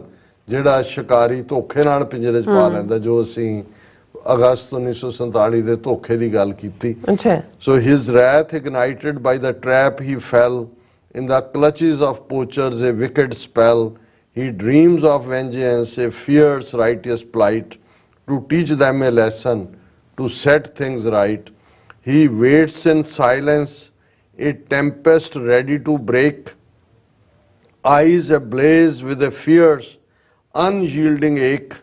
He longs for freedom to escape the chain and bring an end to this circus of pain. कि भाई वो चुपचाप साइलेंस ਦੇ ਵਿੱਚ ਆਪਣੇ ਆਪ ਦੇ ਅੰਦਰ ਪੌਂਡਰ ਕਰ ਰਿਹਾ ਹੈ ਕਿ ਵੀ ਮੈਂ ਕਿਵੇਂ ਇਸ ਗੁਲਾਮੀ ਦੇ ਪਿੰਜਰੇ ਨੂੰ ਕੱਟਾਂ। ਉਸ ਦੀਆਂ ਅੱਖਾਂ ਦੇ ਵਿੱਚ ਰੋਹ ਦੀ ਲਾਲੀ ਭਰੀ ਹੋਈ ਹੈ। ਉਹਦੇ ਅੰਦਰ ਜਿਹੜਾ ਉਹ ਆਪਣੇ ਅੰਦਰੋਂ ਜਿਹੜਾ ਉਹ ਯੀਲਡ ਨਹੀਂ ਉਹਨੇ ਕੀਤਾ ਹੋਇਆ, ਅਨਯੀਲਡਿੰਗ ਏਕ ਹੈ। ਉਹ ਆਜ਼ਾਦੀ ਦੀ ਤਮੰਨਾ ਕਰਦਾ ਹੈ, ਕਾਮਨਾ ਕਰਦਾ ਹੈ। ਉਸ ਉਹਨਾਂ ਚੇਨਸ ਚੋਂ, ਉਹਨਾਂ ਚੋਂ ਬੀੜੀਆਂ ਚੋਂ ਨਿਕਲਣਾ ਚਾਹੁੰਦਾ ਹੈ ਤਾਂ ਕਿ ਇਹ ਜਿਹੜਾ ਦਰਦ ਹੈ ਗੁਲਾਮੀ ਦਾ, ਇਸ ਤੋਂ ਉਹ ਨਿਜਾਤ ਪਾਏ। He waits in silence, a tempest ready to break, eyes ablaze with a fierce, unyielding ache. He longs for freedom to escape the chain and bring an end to this circus of pain. In the shadows he plans, his heart beats like a drum to make the jungle safe for his cubs to come. He prays to heavens for strength and might to reclaim his throne, to restore the jungle's light. ਕਿ ਉਹ ਉਸ ਗੁਲਾਮੀ ਦੇ ਵਿੱਚ ਕੈਦ, ਉਹਨਾਂ ਸ਼ੈਡੋਜ਼ ਦੇ ਵਿੱਚ ਆਪਣੇ ਆਪ ਨੂੰ, ਉਸ ਦਾ ਦਿਲ ਇਵੇਂ ਹੈ ਮਾਨੋ ਜਿਵੇਂ ਨਗਾਰਾ ਵੱਜਦਾ, ਬੀਟਸ ਲਾਈਕ ਏ ਡਰਮ। ਜਿਵੇਂ ਤੁਸੀਂ ਜੰਗ ਦੇ ਉੱਤੇ ਚੜ੍ਹਦੇ ਹੋ ਔਰ ਨਗਾਰੇ ਦੇ ਉੱਤੇ ਚੋਟ ਹੁੰਦੀ ਹੈ, ਉਹ ਇਹ ਸੋਚਦਾ ਹੈ ਕਿ ਵੀ ਮੈਂ ਆਜ਼ਾਦ ਹੋਵਾਂ, ਜੰਗਲ ਨੂੰ ਸੁਰੱਖਿਅਤ ਕਰਾਂ ਤਾਂ ਕਿ ਮੇਰੇ ਬੱਚੇ ਕਬਜ਼ ਜਿਹੜੇ ਨੇ ਉਹ ਵੀ ਆਜ਼ਾਦੀ ਦਾ ਨਿੱਘ ਮਾਣ ਸਕਣ। ਔਰ ਉਹ ਅਰਦਾਸਾਂ ਵੀ ਕਰਦਾ ਹੈ ਕਿ ਹੇ ਵਾਹਿਗੁਰੂ ਮੈਨੂੰ ਤਾਕਤ ਦੇ, ਮੈਨੂੰ ਹਿੰਮਤ ਦੇ ਕਿ ਮੈਂ ਜਿਹੜਾ ਮੇਰੀ ਥਾਂ ਹੈ, ਮੇਰਾ ਤਖਤੋ ਤਾਜ ਹੈ, ਉਸ ਨੂੰ ਵਾਪਸ ਕਰ ਸਕਾਂ ਤਾਂ ਕਿ ਇਹ ਜੰਗਲ ਜਿਸ ਨੂੰ ਹਨੇਰਾ ਬਣਾ ਦਿੱਤਾ ਹੈ ਜ਼ਾਲਮ ਨੇ, ਇਸ ਨੂੰ ਮੈਂ ਰੁਸ਼ਨਾ ਸਕਾਂ। In the shadows he plans, his heart beats like a drum to make the jungle safe for his cubs to come. He prays to the heavens for strength and might to reclaim his throne, to restore the jungle's light. Last paragraph hai. With every roar, a battle cry he sings, a symbol of courage, of freedom's wings. He will rise like the sun, fierce, wild and bold, a story of bravery forever told. ਕਿ ਵੀ ਉਹ ਸ਼ੇਰ ਦੀ ਬਪਕਾਰ ਜਿਹੜੀ ਉਹਦੀ ਹਰ roar ਹੈ, ਹਰ ਉਸ ਦੀ ਗਰਜ਼ ਹੈ, ਇਹ ਇਵੇਂ ਹੀ ਹੈ ਜਿਵੇਂ ਬੈਟਲ ਕਰਾਈ ਹੈ, ਜਿਵੇਂ ਜੈਕਾਰਾ ਗਜਾ ਕੇ ਸਿੰਘ ਜਿਹੜੇ ਨੇ ਉਹ ਜੰਗ ਦੇ ਮੈਦਾਨ 'ਚ ਉਤਰਦੇ ਨੇ, ਇਵੇਂ ਹੀ ਜਿਹੜੀ ਸ਼ੇਰ ਦੀ ਉਸ ਪਿੰਜਰੇ 'ਚ ਵੀ ਹੈ, ਉਹਦੀਆਂ ਅੱਖਾਂ 'ਚ ਰੋ, ਦਿਲ ਉਹਦਾ ਉਸ ਨਗਾਰੇ ਵਾਂਗ ਧੜਕਦਾ। With every roar a battle cry he sings, a symbol of courage, of freedom's wings. ਕਿ ਉਹ ਹੌਸਲਾ ਮੰਗ ਰਿਹਾ ਕਿ ਉਸ ਨੂੰ ਜਿਹੜੇ ਨੇ ਉਹ ਆਜ਼ਾਦੀ ਦੇ ਖੰਭ ਲੱਗ ਜਾਣ। He will rise like the sun, fierce, wild and bold. ਕਿ ਜਿਉਂ ਹੀ ਇਹ ਸਾਰਾ ਕੁਝ ਕੱਟਿਆ ਗਿਆ, ਉਸ ਦੇ ਅੰਦਰਲੀ ਫੀਅਰਸਨੈਸ ਸੂਰਜ ਵਾਂਗ ਉਹ ਚਮਕੇਗਾ ਔਰ ਮਜ਼ਬੂਤੀ ਦੇ ਨਾਲ ਇਹ story of bravery forever bold, forever fold, ਫਿਰ ਇਹ ਬਹਾਦਰੀ ਦੀ ਕਹਾਣੀ ਮੁੜ ਲਿਖੀ ਜਾਏਗੀ। ਸੋ ਅਸੀਂ ਸ਼ੁਕਰੀਆ ਅਦਾ ਕਰਦੇ ਹਾਂ, ਮੇਰੇ ਲਈ ਆਪਣੇ ਲਈ ਵੀ ਇਹਨਾਂ ਦੀਆਂ ਨਜ਼ਮਾਂ ਸਿੰਘ ਸਾਹਿਬ ਦੀਆਂ ਬਹੁਤ ਮੋਟੀਵੇਸ਼ਨਲ ਹੁੰਦੀਆਂ ਨੇ ਔਰ ਸਾਡੇ ਵਿਊਅਰਸ ਵੱਲੋਂ ਵੀ ਬਹੁਤ ਪਸੰਦ ਕੀਤਾ ਜਾਂਦਾ ਜੀ। ਬਿਲਕੁਲ, ਹੁਣ ਆਪਾਂ ਆਪਣੇ ਵਿਊਅਰਸ ਦੇ ਜਿਹੜੇ ਮੈਸੇਜ ਨੇ ਉਹ ਲੈਣ ਜਾ ਰਹੇ ਹਾਂ। ਜਤਿੰਦਰ ਸਿੰਘ, ਮਨਵੀਰ ਬੈਂਸ, ਇੰਦਰਜੀਤ ਸਿੰਘ ਸੰਧੂ, ਗੋਵਿੰਦਰ ਸਿੰਘ, ਡਾਕਟਰ ਪਰਮਜੀਤ ਸਿੰਘ ਸਮਰਾ, ਇਹ ਸਾਰੇ ਸਾਨੂੰ ਗੁਰਫਤਿਹ ਬੁਲਾਉਂਦੇ ਨੇ ਐਂਡ ਸਪੈਸ਼ਲੀ ਇਹਨਾਂ ਦੇ ਬੜੇ ਵਧੀਆ ਇਹਨਾਂ ਦੀ ਫਤਿਹ ਹੁੰਦੀ ਹੈ ਸਮਰਾ ਸਾਹਿਬ ਜੀ ਦੀ। ਇਹ ਕਹਿੰਦੇ ਨੇ ਕਿ ਸਤਿਕਾਰ ਸ਼ਾਇਦ ਦੋਵੇਂ ਸਤਿ ਸ਼੍ਰੀ ਅਕਾਲ, ਦਿਲ ਤੋਂ ਪ੍ਰਵਾਨ ਕਰਿਓ। ਘੱਟ ਗਿਣਤੀ ਸਿੱਖ ਕੌਮ ਤੇ ਹਿੰਦੂ ਮਤ ਦਾ ਹਮਲਾ ਰੋਕਣ ਵਿੱਚ ਸਿੱਖ ਕੌਮ ਇੱਕ ਮੰਚ ਉੱਪਰ ਇਕੱਤਰ ਹੋਵੇ।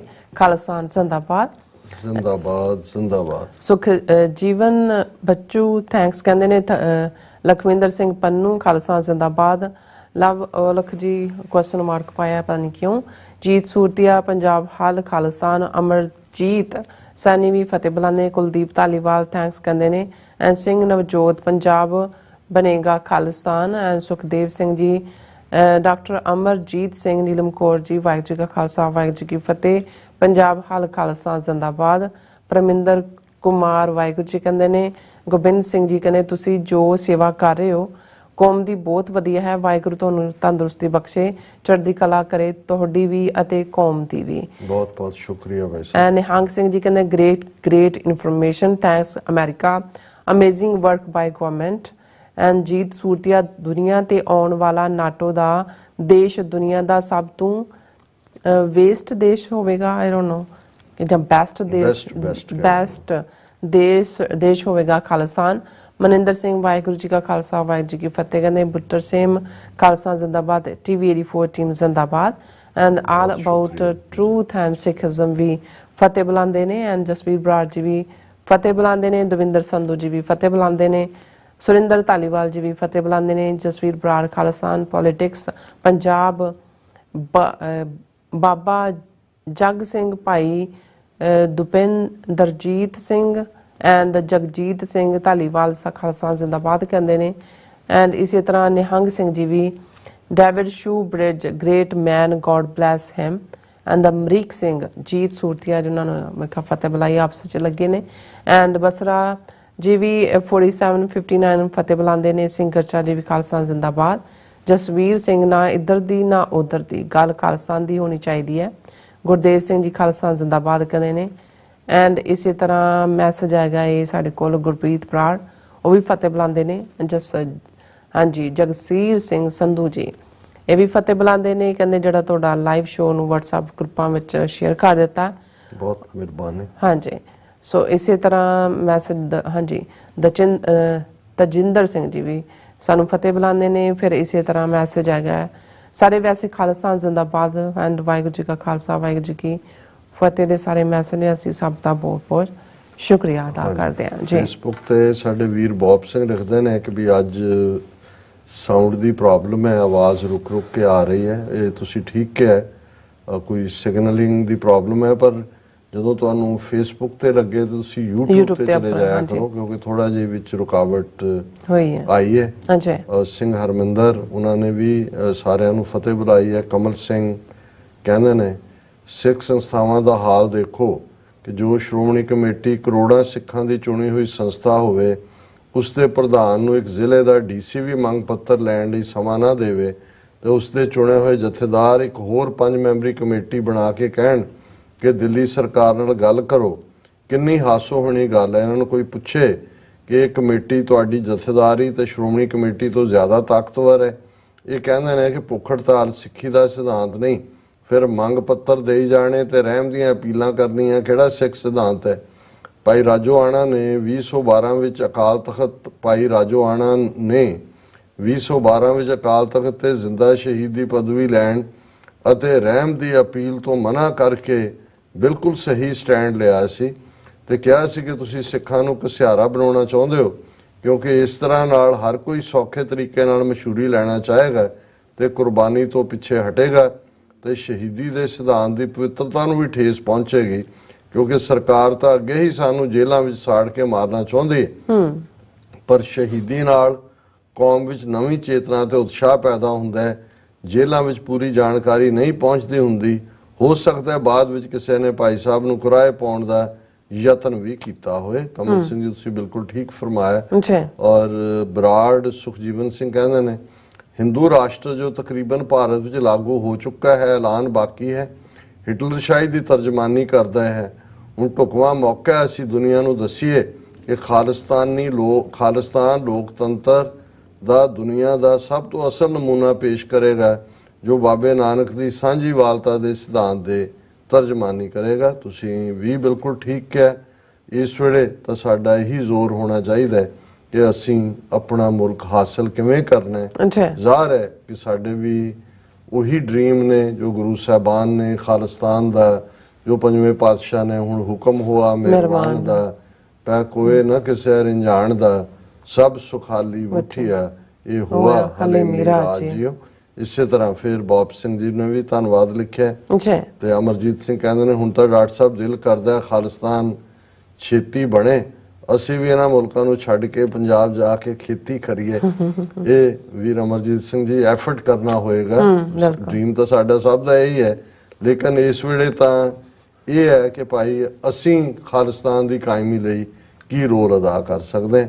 ਔਰ ਕਮਲਜੀਤ ਸਿੰਘ ਗੁਰਫਤਿਹ ਭੈਣ ਜੀ ਕਮਲਜੀਤ ਕੌਰ ਗੁਰਫਤਿਹ ਕਿਹਾ ਕਿ ਕਹਿੰਦੇ ਨੇ ਉਹਨਾਂ ਨੇ ਕਿਹਾ ਵੀ ਈਵਨ YouTube ਦੇ ਉੱਤੇ ਵੀ ਡਿਸਟਰਬੈਂਸ ਹੈ ਜਦੋਂ ਕਿ ਤੁਸੀਂ ਗੱਲਬਾਤ ਕਰ ਰਹੇ ਹੋ। ਇਹ ਕੁਛ ਨਾ ਕੁਛ ਅੱਜ ਗੜਬੜ ਚੱਲ ਰਹੀ ਹੈ ਜਿਹੜਾ ਸਾਡੇ ਵਿਊਅਰ ਪੁਆਇੰਟ ਆਊਟ ਕਰ ਰਹੇ ਨੇ। ਖਾਲਸਾ GP ਸਿੰਘ ਕਹਿੰਦੇ ਨੇ ਡਾਕਟਰ ਸਾਹਿਬ ਜੀ ਆਪਨੇ ਕੁਝ ਦਿਨ ਪਹਿਲਾਂ ਡਾਕਟਰ ਜਗਜੀਤ ਸਿੰਘ ਚੌਹਾਨ ਦੀ ਪੱਛਮੀ ਸਰਕਾਰਾਂ ਨਾਲ ਲੌਬਿੰਗ ਬਾਰੇ ਗੱਲ ਕੀਤੀ ਸੀ ਤੇ ਡਾਕਟਰ ਗੁਰਮੀਤ ਸਿੰਘ ਔਲਖ ਹੋਰਾਂ ਦੇ ਯੋਗਦਾਨ ਬਾਰੇ ਵੀ ਸੁਣਿਆ ਹੈ। ਬੇਸ਼ੱਕ ਡਾਇਸਪੋਰਾ ਸਿੱਖ ਹਮੇਸ਼ਾ ਅਜਿਹੀਆਂ ਕੋਸ਼ਿਸ਼ਾਂ ਕਰਦੇ ਰਹਿਣਗੇ ਪਰ ਮੌਜੂਦਾ ਹਾਲਾਤ ਵਿੱਚ ਇਹ ਲੌਬਿੰਗ ਬਹੁਤ ਜ਼ਰੂਰੀ ਬਣ ਜਾਂਦੀ ਹੈ ਕਿਉਂਕਿ ਪਾਵਰ 'ਚ ਬੈਠੀ ਛਾਤਰ ਭਾਰਤੀ ਹਿੰਦੂ ਜੁੰਡਲੀ ਪੱਛਮੀ ਮੀਡੀਆ ਤੇ ਸਰਕਾਰਾਂ ਸਾਹਮਣੇ ਹੋਈ ਕਿਰਕਰੀ ਤੋਂ ਬਚਣ ਲਈ ਕਿਸੇ ਵੀ ਹੱਦ ਤੱਕ ਜਾ ਸਕਦੀ ਹੈ ਜੀ। ਸੋ ਡਿਫੈਂਸਿਵ ਨਾ ਹੋ ਕੇ ਹੁਣ ਸੱਚ ਦੀ ਜਿੱਤ ਲਈ ਓਫੈਂਸਿਵ ਹੋਣਾ ਬਹੁਤ ਜ਼ਰੂਰੀ ਹੈ। ਕੈਨੇਡਾ 'ਚ ਚੁਣੇ ਹੋਏ ਸਿੱਖ ਨੁਮਾਇੰਦੇ ਤਾਂ ਬਿਲਕੁਲ ਚੁੱਪ ਲੱਗਦੇ ਨੇ ਜਦੋਂ ਕਿ ਇੰਗਲੈਂਡ 'ਚ ਸਿੱਖ ਐਮਪੀਆਂ ਨੂੰ ਧਮਕੀਆਂ ਵੀ ਮਿਲ ਰਹੀਆਂ ਨੇ। ਤੁਸੀਂ ਬਿਲਕੁਲ ਠੀਕ ਕਿਹਾ ਕਿ ਲੌਬਿੰਗ ਦੀ ਜ਼ਰੂਰਤ ਹੈ, ਲੌਬਿੰਗ ਹੋ ਵੀ ਰਹੀ ਹੈ। ਜਿਵੇਂ ਅੱਜ ਅਸੀਂ ਸੈਨੇਟ ਦੇ ਵਿੱਚ ਉਹਨਾਂ ਦੀ ਇੰਟਰਨੈਸ਼ਨਲ ਰਿਲੇਸ਼ਨਸ ਕਮੇਟੀ ਵੱਲੋਂ ਹੀਅਰਿੰਗ ਦੀ ਗੱਲ ਕੀਤੀ, ਇਹ ਵੀ ਸਿੱਖ ਕਾਕਸ ਦੀ ਬਦੌਲਤ ਹੈ। ਇਸੇ ਤਰ੍ਹਾਂ ਹੋਰ ਵੀ ਐਫਰਟ ਨੇ। ਅੱਜ ਮੈਂ ਕਿਰਪਾਲ ਸਿੰਘ ਚੀਮਾ ਜੀ ਦਾ ਮੈਸੇਜ ਕਾਫੀ ਲੰਬਾ ਹੈ ਔਰ ਮੈਂ ਦੇਖ ਰਿਹਾ ਵੀ ਆਲਰੇਡੀ ਅਸੀਂ ਟਾਈਮ ਲਿਮਿਟ ਤੋਂ ਅੱਗੇ ਜਾ ਚੁੱਕੇ ਹਾਂ। ਸੋਹਣ ਸਿੰਘ ਮਾਇਲ, ਜਸਬੀਰ ਸਿੰਘ, ਦੀਪ ਸਿੰਘ, ਇਹਨਾਂ ਸਾਰਿਆਂ ਦਾ ਵੀ ਬਹੁਤ ਬਹੁਤ ਸ਼ੁਕਰੀਆ ਜੀ। ਡਾਕਟਰ ਸਾਹਿਬ ਆਪਣੇ ਵਿਊਅਰਸ ਕੋਲੋਂ ਲੈਣੇ ਆ ਇਜਾਜ਼ਤ। ਵਿਊਅਰਸ ਸਾਡੇ ਪ੍ਰੋਗਰਾਮ ਦਾ ਸਮਾਂ ਇੱਥੇ ਮੁੱਕਦਾ। ਤੁਸੀਂ ਆਪਣੀ ਰਾਏ ਤੇ ਸੁਝਾਅ ਸਾਨੂੰ ਭੇਜਣਾ ਭੁੱਲਣਾ ਸਾਡੇ ਇਸ ਪਤੇ ਤੇ SOS@tvreporter.tv ਤੇ ਅਸੀਂ ਆਪਣਾ ਪ੍ਰੋਗਰਾਮ ਲੈ ਕੇ ਫਿਰ ਦੁਬਾਰਾ ਤੁਹਾਡੇ ਸਾਹਮਣੇ ਹੋਵਾਂਗੇ। ਤਦ ਤੱਕ ਲਈ ਮੈਨੂੰ ਤੇ ਆਪਣਾ ਸੁਣਾ ਗਿਆ ਦੋ ਦੇਖਦੇ ਰਹੋ TV ਰਿਪੋਰਟ। ਬੁਲਾ ਦਿਓ ਫਤਿਹ। ਵਾਹਿਗੁਰੂ ਜੀ ਕਾ ਖਾਲਸਾ, ਵਾਹਿਗੁਰੂ ਜੀ ਕੀ ਫਤਿਹ। ਰੱਬ ਰਾਖਾ।